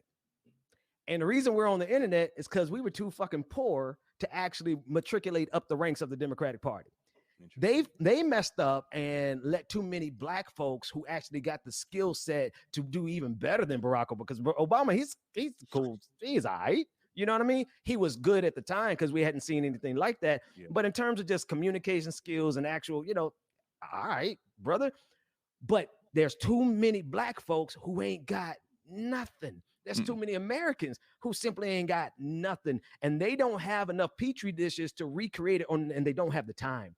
Because like you said, there's a burgeoning left, and the left has some power. Like and by the time they try this again in 4 more years or 3 more years, like there's going to be even more power behind what we're trying to do. And I think they got a real problem on their hands because the black folks in this country, we ain't playing this game. Like we did them a solid and we helped them get rid of Donald Trump. But most of us are pissed off that we even had to go and make that kind of decision. And we're pissed off with the entire system. I don't even think, and I know you guys are probably long before this, so this ain't even going to be a shocker to you, but we ain't going to do it through electoral politics. We're not going to do it through this whole system in the first place. The shit that got to be done is going to have to come from the outside and just like stare this system down face to face, whether it be rhetorically, whether it be economically, whether it be in the streets, because the system is just too rigged to maintain itself. And there's no way we're going to be able to beat it from the inside. Well, one of the problems, and Jason knows, I say this, how many times have I said this on the show, is that black politics is a politics of containment. It's a politics of containment. And what I mean by that, it's a politics of containment, is that you have a political class, what we call a black agenda report, the black misleadership class, which really represents the interest of capital and the ruling class in blackface, that is pimping out racial unity, i.e., Chucks and pearls, i.e., was like, oh, I went to FAMU, y'all, come on, or leveraging the civil rights movement, like the mayor of Atlanta talking about, like, y'all don't know nothing about protests. This shouldn't have been done to scream at, black people in the streets who are protesting that, police brutality, who will leverage their racial bona fides to police black people at the behest of the state and capital. That's a fact. And because of the charade of racial unity, they are supported. That charade is failing, but it's a class project because the university pedigreed, fraternity, sorority, links, and all of that other cadre are wedded to that politics. So, and I've said this before, and I think I've said this on other podcasts, and I think I said this to Jason. What happens when the fulcrum of black politics exists in a space to the right of white progressives? And that's the thing. Break that. I feel that. What I mean that is that the black electoral political machine coalesces around centrist, is that neoliberal, corporate Democrat. It's been happening since 2016. But now, since the rise of Sanders, we have a whole coterie of white progressives whose politics are to the left. And I've said this before. I've said this to academics. I argue that it is unprecedented in the post-civil rights era, if ever, that black politics occupies a space within the Democratic Party to the right of a left flank of white progressives. Because traditionally, black politics was always considered to be the most left or radical politics, even up until Jesse Jackson. Now, you're finding that black politics occupies the more conservative neoliberal space. Clyburn, Jeffries. But here's the thing I think about this, and I want to give you guys on the electoral level. And I'm not talking about movement, on the electoral level. Oh, yeah, no. Yeah. You 100% spot on. The thing is, those motherfuckers are old. James Clyburn ain't gonna be here too much longer. Hakeem Jeffries, though, he ain't. Yeah, but there's not enough. There's just not enough. There's not. He ain't got the skills, brother. Hakeem Jeffries, I think he falls into what you were talking about before of like they trying to pull black folks without any skills. Yeah, like cause they didn't know where to go find us. Yeah, we were poor. We ain't had shit. But all we had was the fire of the fact that we were poor. Like government, like real talk, growing up on hand-me-downs and government cheese and lights getting cut off on a regular basis. And if you're lucky, you got a place to stay. That shit changes you. Like that don't go nowhere, man. That radicalizes you. Bro, that don't several ways. But the thing is like I don't think that there are enough black people doing good enough in this country for that to be sustainable, because the most of us, we are naturally on the furthest left, and we have to ask ourselves on a regular basis, like, how do I do this without getting myself killed? Like every morning when I wake up, I'm like, how do I do this work that I actually want to do without getting myself killed or set up by the feds? Because this is the life that we live. Like, honestly, like, I tell people all the time, don't let none of this shit fool you. Like we had scraped up pennies to get this shit looking the way it looks and doing what we do because we just never had those resources. And I think that story replicates itself out in the Black community, like tremendously more than Hakeem Jeffries. And so once that cabal of people, like I love the way you framed it, because I think first time I ever heard that was from Adolph Reed. It was the politics of containment. Yeah, but them niggas about to die out, right?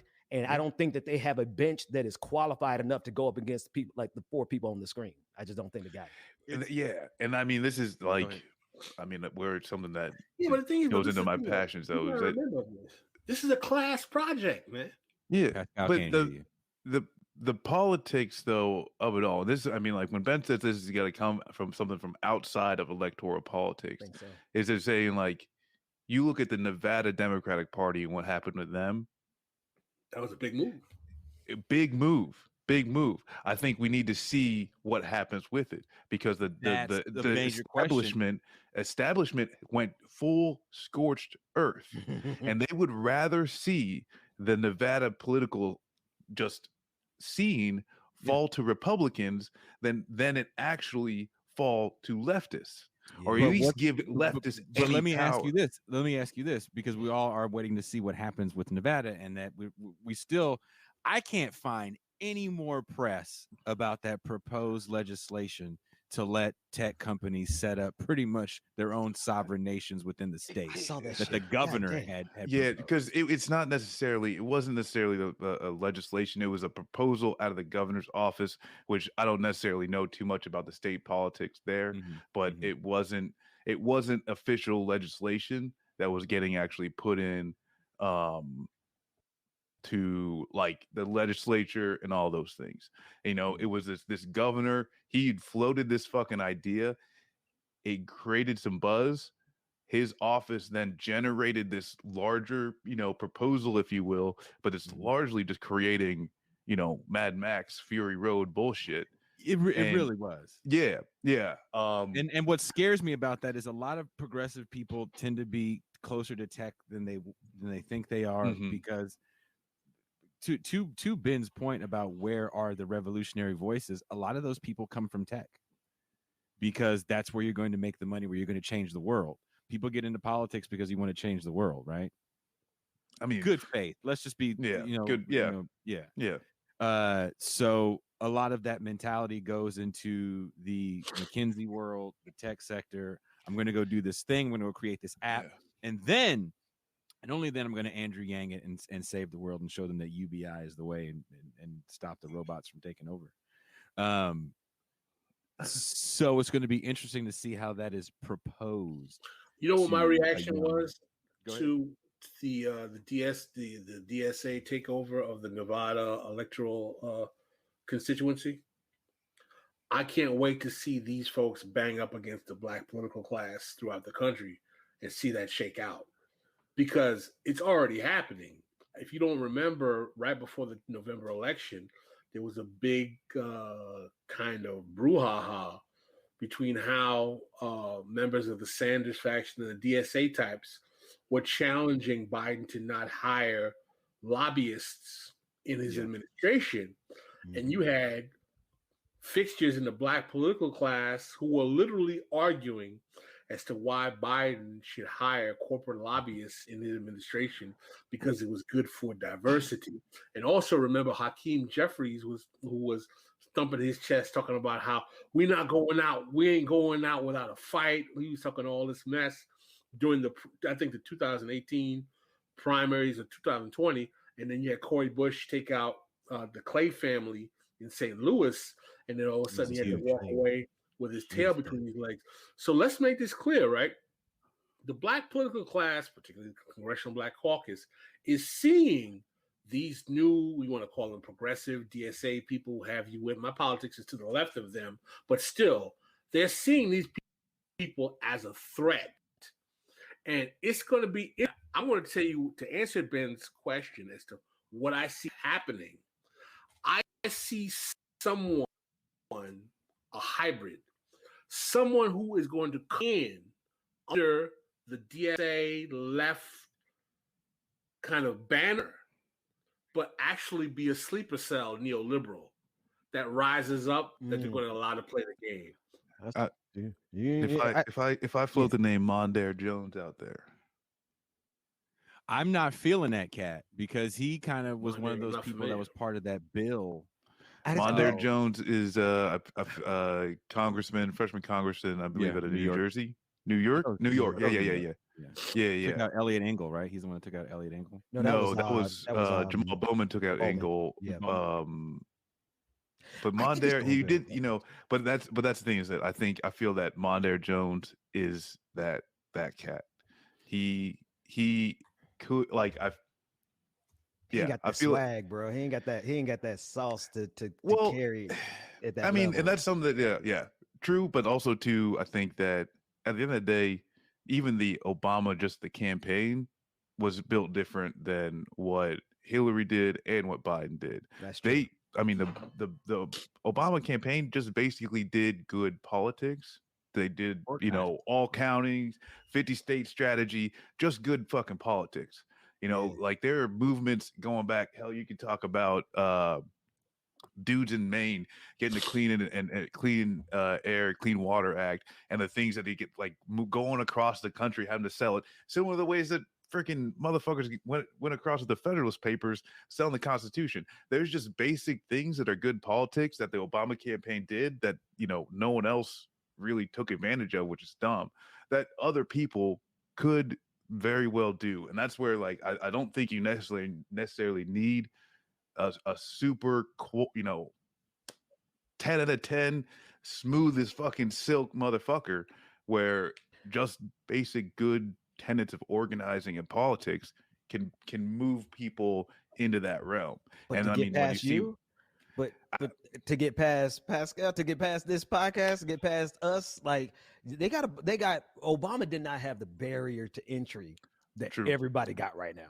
Nigga, motherfuckers think people think I'm a sellout. People to the left of me think that I'm an op and I'm a Fed, right? And I'm cool with them thinking that. Like I know who I am, but I just love the fact there ain't nobody coming up in this space without taking you're gonna get vetted like a motherfucker at every single level. So the part of Obama's ascendancy was the lack of the progressive infrastructure that we have right now. And while it's not a lot, but it is something. But the thing is, though, this is the thing. Let's call a spade, Ben. The progressive infrastructure is mostly white, and that progressive infrastructure has no bona fides in Jim Clyburn, South Carolina. We got a lot to fix. We're not where we need to be. Because the way we got mollywopped in South Carolina. I cover South Carolina. I was there the weekend, and man, it just took 10 conversations, and I was like, oh shit, no, we about to get blown out. It's just like the passion with which people were not fucking with Bernie Sanders in South Carolina was like it was virulent. It was anger. I'm like, holy shit, we gonna get blowed the hell out. And I made the comment. Jason saw it. I put it on my Facebook page. There will be no left politics in America without black people.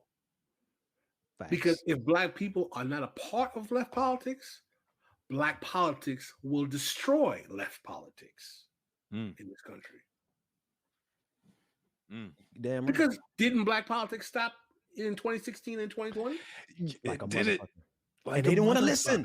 And they did not want to listen. I try to tell them, clear Americans. I mean, listen. The goal. Our goal here is not to say, "Oh, black people caused Bernie Sanders to leave," because it's not black people. Because if you look at the way black people are polled, they are more progressive than even the Democratic Party in terms of the issues. And in South Carolina, most of them actually liked Medicare for all. Quite frankly, they just the problem is, and very few people will admit this, the social infrastructure of black politics is governed by institutions that are wedded to the corporate center of the Democratic Party in exchange for patronage, meaning your black churches, your black membership organizations, your fraternities, sororities, the links, the people. When you go to your church, when you go to PTA, these are the people that control the ideological infrastructure of politics in the quote unquote Black community. Talk, brother. Okay. And these people, your Black media, you don't think people who have, I'm not going to name names, who have certain shows or YouTube shows who cape for Democrats are looking for, agreements to have XYZ representative, remove them, contract for advertisement. I'm going on the show Tuesday, man. Come on. Listen, people know how the game is played, but no one wants to call it out. No one wants to talk about why is it that certain Black media personality who's no longer on News One is caping for Hillary Clinton? What kind of actual contracts does he have for the Democratic Party in terms of representation, in terms of actual advertisement, in terms of being able to platform elected officials? But you know who else he's platforming? A fucking socialist who would literally have picked up guns this past summer if I had enough people who actually was going to fuck with me on that level. But that's when I knew these white Americans weren't, these folks who make money on the revolutionary industrial complex, Patreon and stuff, they weren't about that life. They weren't. And so I think maybe the opportunity presents itself. Maybe we can edit this part out, but no, I know we live.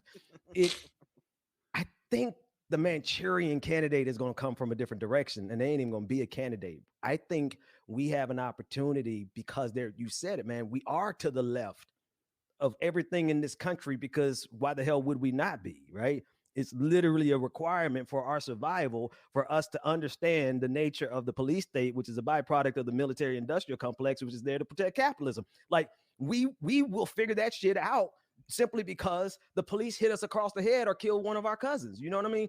And so I think there are infrastructures that are in place that are facilitating the current power structure exactly the way you diagnosed it. And there's no question about that. But man, like programs like it's just, there's a level of Blackness in our blood and revolutionary spirit in our blood that even the links, they either have to get with the program or get left the fuck out of the program, right? There's people who look, my wife is an AKA. The owner, she did stop me from going to march on a one-man march up the Capitol steps, burning the American flag. So she did stop that revolutionary movement to save my life. But at the same time, everything else, they're down for the cause. Like I got family members who then, and we ain't never had enough money to be a part of the boule, never ever. But like we all graduated from HBCUs, and we all they AKAs and in the sororities and stuff. But dog, the revolutionary spirit is in them. What has not been present has been enough figures, because it can't be centralized around one person ever again, or even 5 people. The leadership has to be decentralized and democratized. And as more and more of our voices come foment to the top, people are starting to remember, goddamn right, I am a revolutionary. And I honestly believe we're gonna find more people who would identify with the revolution because it's by nature, it's in our blood. Ben. And I could just be overly optimistic. Ben, listen, man. I've been a member of a Black fraternity, the oldest Black fraternity, for over 35 years. I know these shuck and buck Negroes. They ain't worth a damn. But you know what? But here's the other thing, though. You know what? Check out the next generation that's coming up behind them, right? And don't get me wrong. If we don't catch them soon enough, they will just replicate what they are getting from this system. First of all, the reason why the generation coming behind them is more angry because they ain't getting no jobs. That's the reason why. And this is the opportunity because they fucked around and left the rest of us out to dry. There was not enough wealth. But no, the way America plays this game, there was not enough wealth for all of us Black folks to come up. What I'm saying, though, even though, and I'm going to take your word, your wife may be radical, the president of her grand chapter, all she's talking about is chuck some pearls and support Kamala.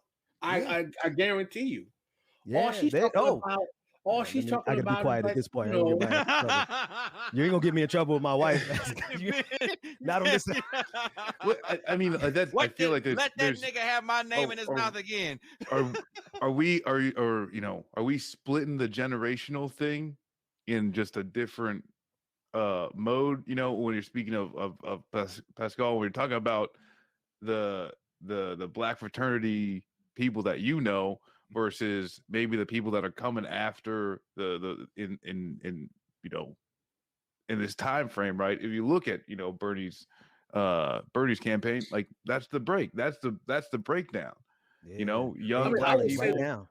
here, this is a older good black question, people there. and I'll respond with a personal anecdote, right? Uh-oh. A brother who pledged me when I was in college. Good brother. You came up the hard way back then, brother. Yeah, I came up. I pledged in the 80s. Yeah, good Jesus, brother. my I know God, well. I respect. Loves Obama, loves whatever, so on and so forth. He has two sons who are also a fraternity, big time Bernie Sanders supporters. Both of them saying that they're socialists, challenging capitalism, big time. They love our content at This Is Revolution. All of them in the same family, different generations, and the politics are very, very different. His sons, they like when I challenge the black political class. For his father's generation, his father's a little older than me. That's like clutch to pearls, because for them, they look at the traditional black political class as what they aspired to. Is like, oh, we've got our black representatives, and they like that they have black mayors in their chapters, so on and so forth. And yet his sons are complicating that whole alleged black excellence narrative. I love it. So I will give you credit that amongst the younger generation of black folk who haven't gotten the fat back and biscuits from the Democratic Party that their older generations have got, they're more willing to challenge the paradigm.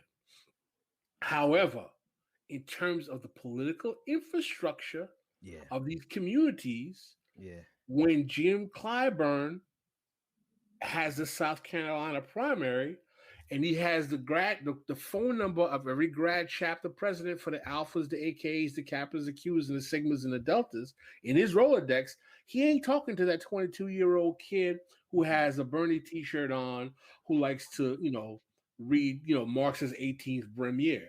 No. He's talking, when he's calling the presidents of the HBCUs, he's talking about to a cat who was like, I'm with you, Clyburn.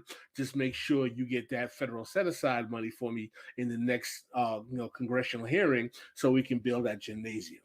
Yeah. To that point, though, the beautiful thing about it is we die, and leadership is replaced. Even in these the fraternities and stuff, like just as an example. And I'm just thinking about it's gonna take a minute, and it ain't gonna happen soon, because you're absolutely right.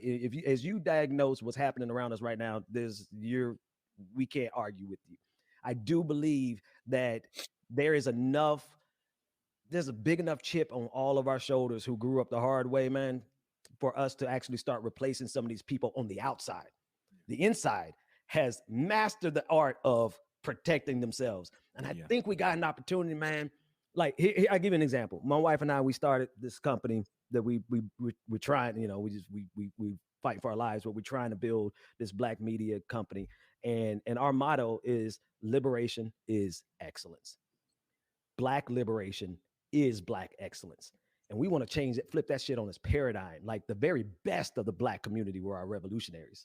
Right? The very excellence that people think that they love and aspire to, it was the revolutionary blood that's running through our veins. Now, is that aspirational? Is it hopeful? Could it fail? If we don't get these clicks up, it might. But the fact is, I think somebody's going to succeed on that front. And I think it's going to be a whole lot of somebodies who can actually change that paradigm, where the expectation is going to be, where do you stand on these issues? Not where do you stand on how much money you got? Because nigga, we ain't got money. Most of us ain't got it. Yeah.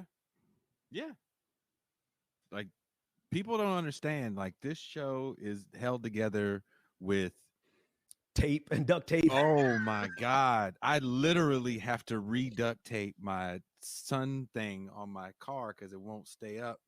and I can't cut it. So, and I'm hiding out because I'm trying not to get that shit repoed. But that's just, I'm being real. Brother. But let me tell you something, right? Let's make this clear. You're not going to hear this conversation on Roland Martin on CNN or Joyanne Reed. Hell no. You're not going to hear Angela Rye talking about internal class stratification and how it affects Black politics. Ben, I don't know if you watched the episode we did, but this is why it's so hard for me to actually succeed out here. Like, go ahead. I said, listen, do you watch the episode we had with Preston Smith on class stratification amongst Black people and how it affected housing in Chicago during Jim Crow? Preston Smith, who was a political scientist, was dropping bombs. And he basically was saying, and I agree with him, that the whole paradigm of traditional Black politics and Black leadership needs to die, needs to be collapsed and completely. This whole kind of and he, in his book and himself, challenges the concept of unitary Black political interests. And that's why I challenge concepts of, the revolutionary nature is in our blood, because I vividly remember being in social settings amongst university trained Black people who would say things like, I don't like unions, say unions are a problem. Okay. I hear or saying it was like, oh, I love charter schools. Oh, really? Do you know how many Black teachers are being eviscerated? Negroes. Yeah. Come on, Ben. Yeah. I know you know these fat back and biscuits Negroes. You know how much they love these charter schools. They don't particularly like me. I know them well. Shit, I like it's like the thing is like, man, I have this weird existence. Go ahead. I'm sorry. Not only do these people support neoliberal candidates, they support neoliberal politics. Yeah. But they ain't got enough of them. They're in positions of power that hold and maintain the Democratic Party as this neoliberal institution that it is. And they have that kind of control and they have enough money to do that. But we got the numbers. And it is very Black people, the Black poor and working class have always had the numbers, Ben. Yeah, but we never had the organizing capacity that we have. The technology is affording us right now. What we're doing right now is literally, it's one conversation. We had about 100 people, but this is literally. And I want to ask this question. Marcus's co-host put this question up. He said, "Can revolutionary excellence be built through electoral politics?" Not the way America's set up. Not alone. Yeah, no, not alone. It took me way too long to come to grips with that. I'm last to the party on that. But I'll say this much, and people give me shit about this. I'm cool with Shahid Buttar. I don't know if you ever had Shahid on any of your shows, Ben. Yeah. He's actually a personal friend. Okay. And to see what happened to him from the progressive side of politics, let's not get it twisted. It wasn't Nancy Pelosi operatives. It wasn't GOP operatives. It was the DSA and SF that was like, Man, well, and this is so. And Jason, we've gone back and forth about Shahid. I heard that in the politics, overall, and like Ben, I feel that too. Is like as far as like I've had to really like look myself in the mirror and say, "Listen, man, you are just passionate about fucking politics, but this is not the end all be all. So recognize what you're passionate about. Do what I'm doing what I want to do to make myself happy and contribute my sliver, right? But I often tell people, do not attempt to dive into politics as much as I do, right? We actually need people to do the important shit. But at that same time, I mean, like, how do we...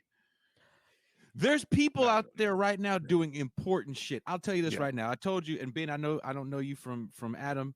I finally got out of there. I lived in a warehouse across the street from one of the largest homeless encampments in the city of Oakland. And I don't say across the street like it's down the way, like, nigga, it was across the street, and I wasn't supposed to live in a warehouse in the first place. It wasn't for residential living. Right. And some of the outreach work that I saw there on a daily basis from regular ass people that just wanted to change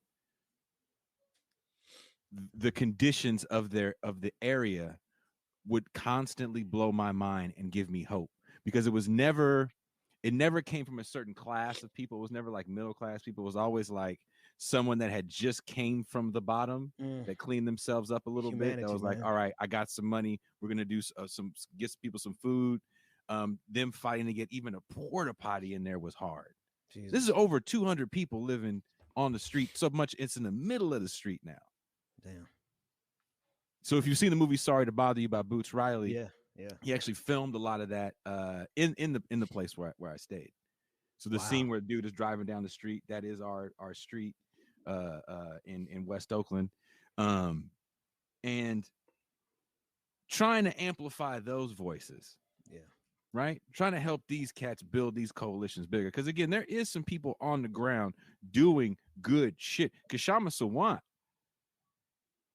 trying to do good shit. Man, she came on the show Wednesday. Oh my God. That sister, she's fiery. Amazing. She's fiery. They gives no fucks. We were told we can get a representative from her office. So Ben, I'm happy that you were able to get her on. We sent an email to one of West her Blake also. No, listen. This is what I will say. Here's the other thing.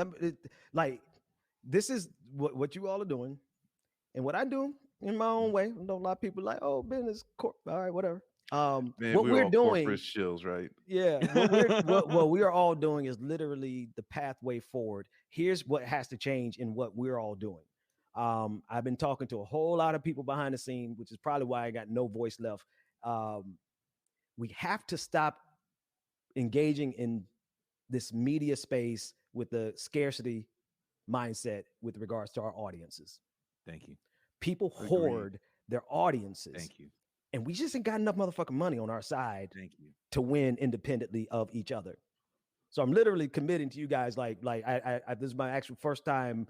Forgive me. I don't watch TV. I don't listen to podcasts. I just do this work. But I'm more than happy. One, I want to get all of y'all on the show, just come through as often as I can get you to come through. But we got to share audiences. I want to introduce y'all to my entire audience to you all, and just kind of just reciprocate that over and over and over and over and over again, because we are literally not going to make it without each other. And I want to say this though, we're dead on arrival. I should have probably done this before, but you're actually you already do this, or I know that your mods on Twitch are at least doing what you're asking them to do, because your Twitch channel is rated our Twitch channel, and so when you talk about sharing audience like that with their Twitch rate, that's literally all that it is sharing an audience with another, and that's something that we always try and do. We always try and do the cascade. We try and raid down to different communities, and I see one dude, Lawsuit, who's an indigenous dude that he just talks about what indigenous people go through in the different tribes and all those things, but it's like sharing that audience and making sure that we don't, like you said, there ain't nothing to hoard neither, right? There's about 10 Bitcoins between all of us on the left. Trying to hoard shit doesn't make any damn sense. Let's talk about the half a Bitcoin of black voices on the left. And I think but that's kind of where that's I don't know. You might be overestimating it there, but you're right. I feel what y'all saying. So this is what I was trying to do, and I was talking about this with a few people. I talked about it with some of the Jacobin guys, and I talked about it with Matt Leck. I wanted to make a guide, like a TV guide, so people know when these live streams are. I mean, ultimately, we're on YouTube. You can go back and watch it. But when you know what to look for, here's a left YouTube TV guide. Dude, that's brilliant. And let me tell you something. We also got to start scheduling ourselves to not be on when each other's on. I really want to be shout out to a lot of people. Why are you streaming at the same exact time? Here's 5,000 people over here, 5,000 people over there. Could y'all not stream at the same time so that y'all could at least get 7,500 at each of those streams? And I also want to ask a question. How is the Black Agenda Report doing, man? Because honestly, if there's a publication that has been accurate, goddamn it, every single time, even when it used to make me mad, back when I was a big Obama supporter back in 2008, I used to get mad listening to the Black Agenda Report come across the radio. But I kept listening and I kept reading. And Black Agenda Report still is going strong, but I mean, folks are getting old, man. Bruce Dixon passed away, God rest his soul, and Glenn is kind of sick. Glenn is dealing with his challenges, but we have Mark, a good editorial staff, and it'll be around. It's still just doing well, but that generation is getting up there in age, and they still need to be replaced, and that's something that's a reality we have to deal with. But they still put on the work. Literally anything. My platform ain't that big, but it can send links, it can send traffic. So anything I could do to amplify, because we just ain't gonna make it without each other, man. And the revolution is dead on arrival if we are competing for audiences. Yes. That was one thing I wanted to ask you, Ben. I did want to ask you if we can get it worked out, if you could get Preston Smith on your show. I mean, he did well on our show, and then Zero Books re-aired our episode with him, which is also doing well. I would love to, and actually I'll send an email, and I'm sure we can get Shama Shawant, because I don't see why not. I mean, she's the fight that she's in. She needs every single platform possible to be amplifying her, because when you talk about somebody who's like been blacklisted, we should be hearing that. We should be hearing that sister every goddamn day. Because ultimately what I would love to see happen is if every so often we could get together and do like one big thing, right? Where it's like, okay, we're going to all stream together with one big show, one big panel or something like that. Like, all right, Ben Dixon, and this is Revolution. Well, I mean, listen, man, I think. Go ahead. I think Jason and I, when we first started, when we kind of came together, one of the mantra that we have, right? And Jason, correct me if you think I'm not framing it right, is to bring Black people back to their left political tradition. That's my whole reason. That one of the things that angered me the most about the Sanders phenomenon, I'm still pissed about this, was that we had Black people in mainstream media trying to make left politics seem like it's a white thing. They did a good job of that. Man, off. I'm upset. I'm mad right now because I agree with you 100%. And that's something was like, they're masters of that. Ben will co-sign this, and I think Ben is intellectually honest enough to do that. It's coming. I know it's coming. There are sadly enough Black voices, blacker than thou voices, who love to echo those talking points. Yeah, I don't disagree, but give me an example so I could actually give you my intellectual. Your Black socialists are nothing but y'all are just on that was Joyanne Reed's whole goal. That was her mode. Like, she brought on a body language quote unquote expert to talk about how Bernie Sanders was misogynist, was too Jewy. Here's the beautiful thing about it. You're absolutely right, but y'all, that generation of people who actually watch MSNBC, like, God bless. I love my mama. I love my aunties and them. I really hope that they be here. I would love for my mama to be here through eternity with me. Ain't nobody under 40 gonna be watching MSNBC in about 10 years. They're gonna be going to because they're at the internet right now getting their media. Yeah. Millennials, they ain't gonna be good. They ain't gonna cut on CNN for shit. And so, like, it's literally our ability to collectively build a sufficient enough audience so that we can actually live and not all go bankrupt trying to do this shit. Because I'm gonna be honest with you, man, before I busted Michael Bloomberg, nigga, my lights were cut off. Okay. That's why my wife revolutionary, because she fucked with me when our lights were off. All right. Yeah. And so, like, we are doing these things because it's we believe it. I don't do this show. I do because I like politics. I fucking hate politics. I want to play poker, smoke weed, and just champagne socialism. Yes.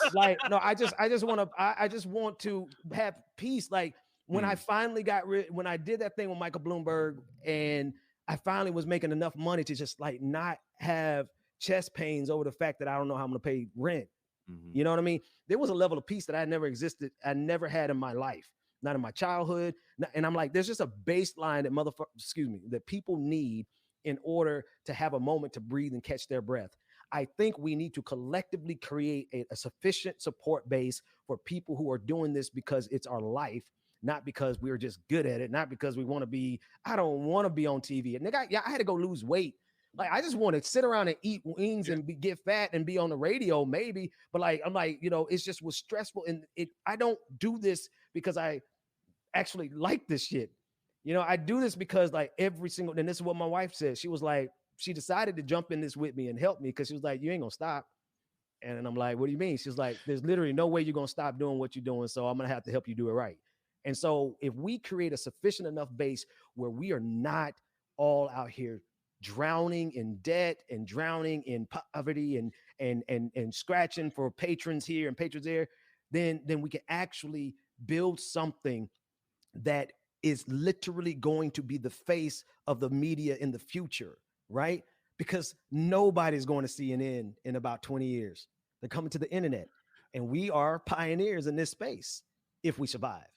If we survive. And I think, I don't know if that the demise, not necessarily maybe, like building a solid left media apparatus, but the demise of the corporate media sphere, it might be happening a little bit sooner because that Biden presidency we ain't was getting them clicks no more. The worst it's boring thing that happened to mainstream media. Yep. And that's the thing, and like that's something that's like we were, we all, I guess probably we're all thinking about is like, hey, after this election, what happens, right? But like that's, if you got a left audience, you know that there's no honeymoon with Joe Biden. You're going to see some bullshit rain down. Just wait until Monday comes when there's more analysis on this Atlanta shooting. You're going to see shit rain down. But that seems like no one's going to pay attention. There's just less people paying attention. They can only milk that so far, man. I think there's going to be a lot of milking.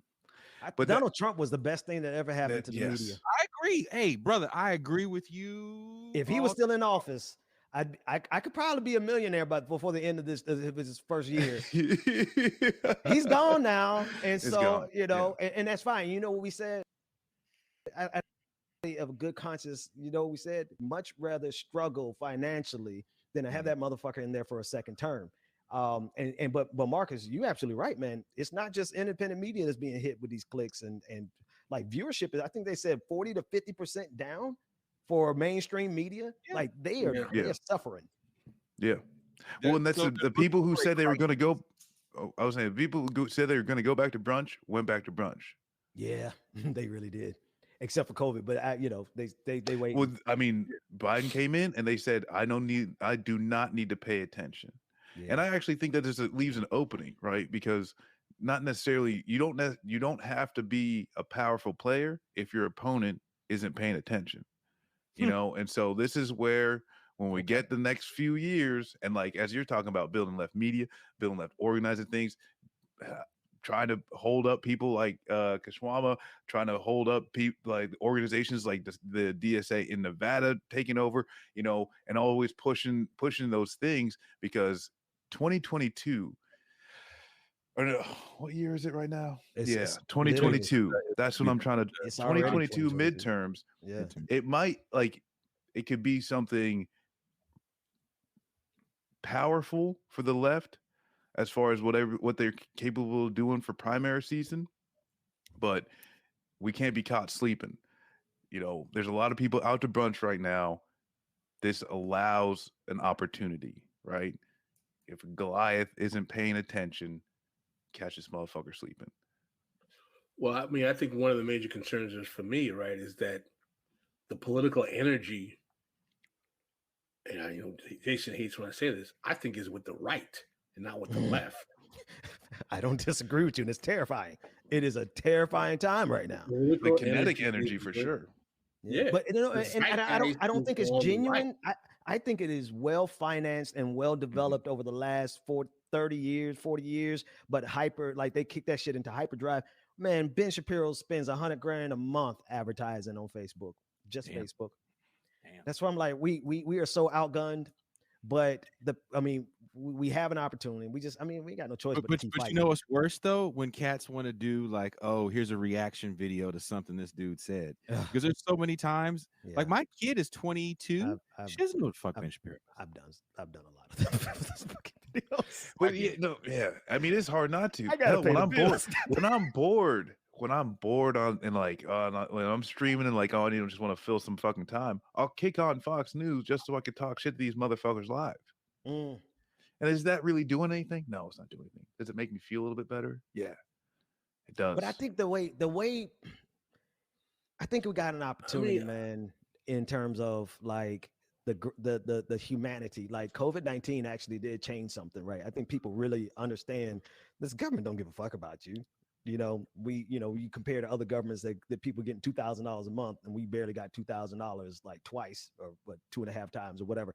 Yeah. I think our appeal from the left should delve more into, at least not everybody doesn't have to do it, but I'm definitely trying to do it. And that's why I reduced on my Twitter bio. I reduced my politics down to 5 things, because it's like, if you're going to argue with me against these things, then use a fool, because you're going to look stupid. And it's tapping into the humanity and the lack of humanity that this system has towards human beings. Like we let 530,000 people die, and it didn't have to be that, right?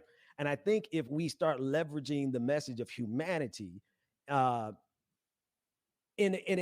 a fashion that you can't sever from policy, like poverty is a policy choice, homelessness is a policy choice, the fact that there are people who are hungry in this country is a policy decision. I think if we come from that angle, we can get enough steam to actually push back over the next couple of years, and we got to do it together.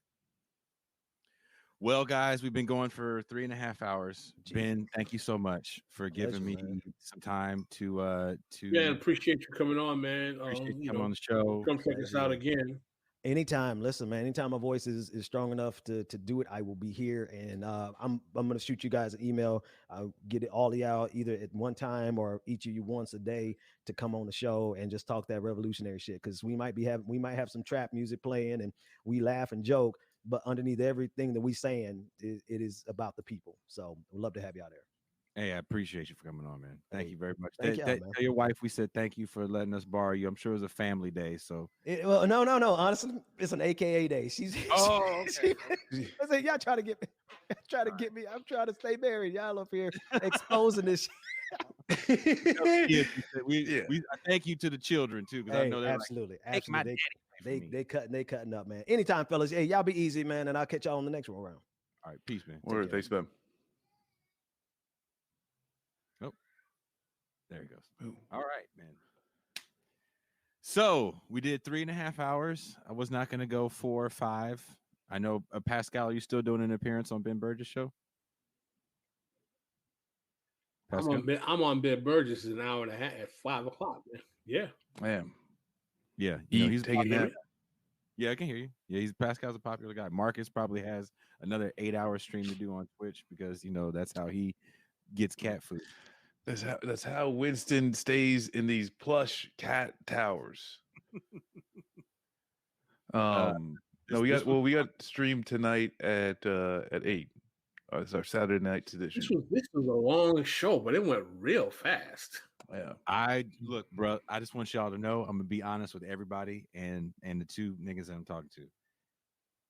I was so worried about this show for a plethora of reasons, and I haven't slept. Get the fuck out of here. How long? Days? We talking one night? We talking days? Well, she won't come on camera, but I haven't slept. And this morning, my girl goes, "Did you sleep at all?" I was like, "A little, like enough not to die." So it was you didn't get enough sleep. You didn't have enough fine motor function to button up your shirt. Is that what it was? You couldn't work your hands to button up your shirt because you didn't get enough sleep. That is why Jason is showing off his 18 chest hairs. I was taking the time to count each individual one. Taco meat chest hairs, man. The taco meat chest hairs. It's got a chest like the top of Homer Simpson's head. I told you, my mom said I need to put a relaxer in my chest hairs. Oh, it's laid back. What was the pomade you were talking about? Murray's.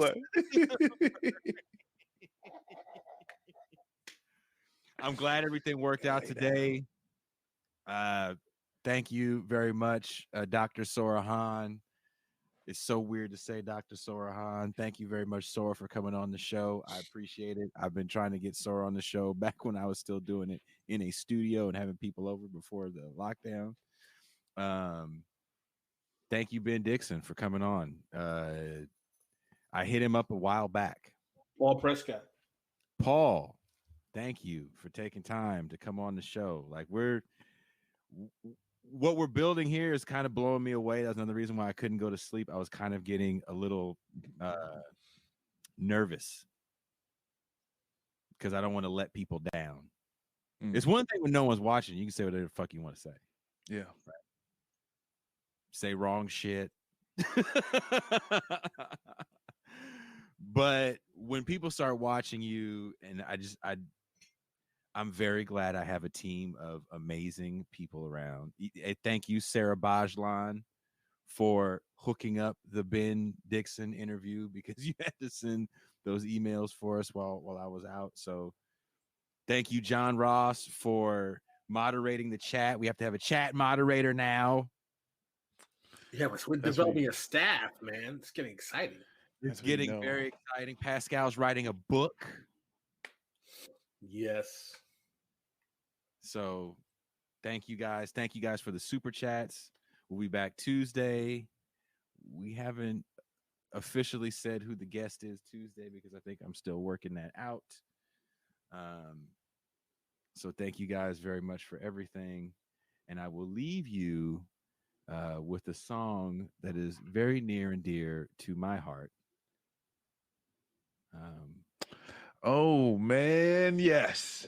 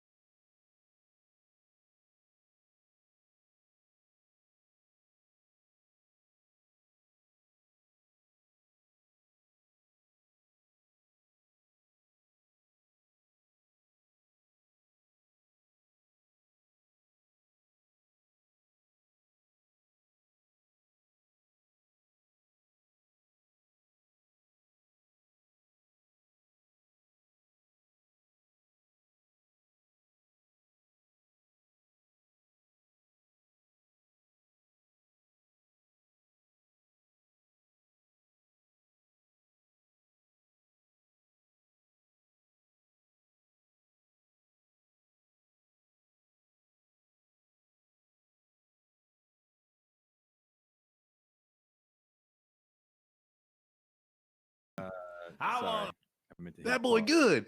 That boy good. Thank you guys very much. We'll see you all Tuesday, Marcus, and you're going to be on what time tonight? 8 twitch.tv/leftflankbets. That's where you can find us. Eastern time, right? Yes, 8 p.m. Eastern time. And that is Marcus, aka the only black man in Maine. I have some body doubles now. And you're on Ben Dixon tonight, Pascal? Yeah, man, I'm on Ben Dixon. I'm trying to get some lunch, man. I haven't eaten breakfast yet, man. Y'all got me out here.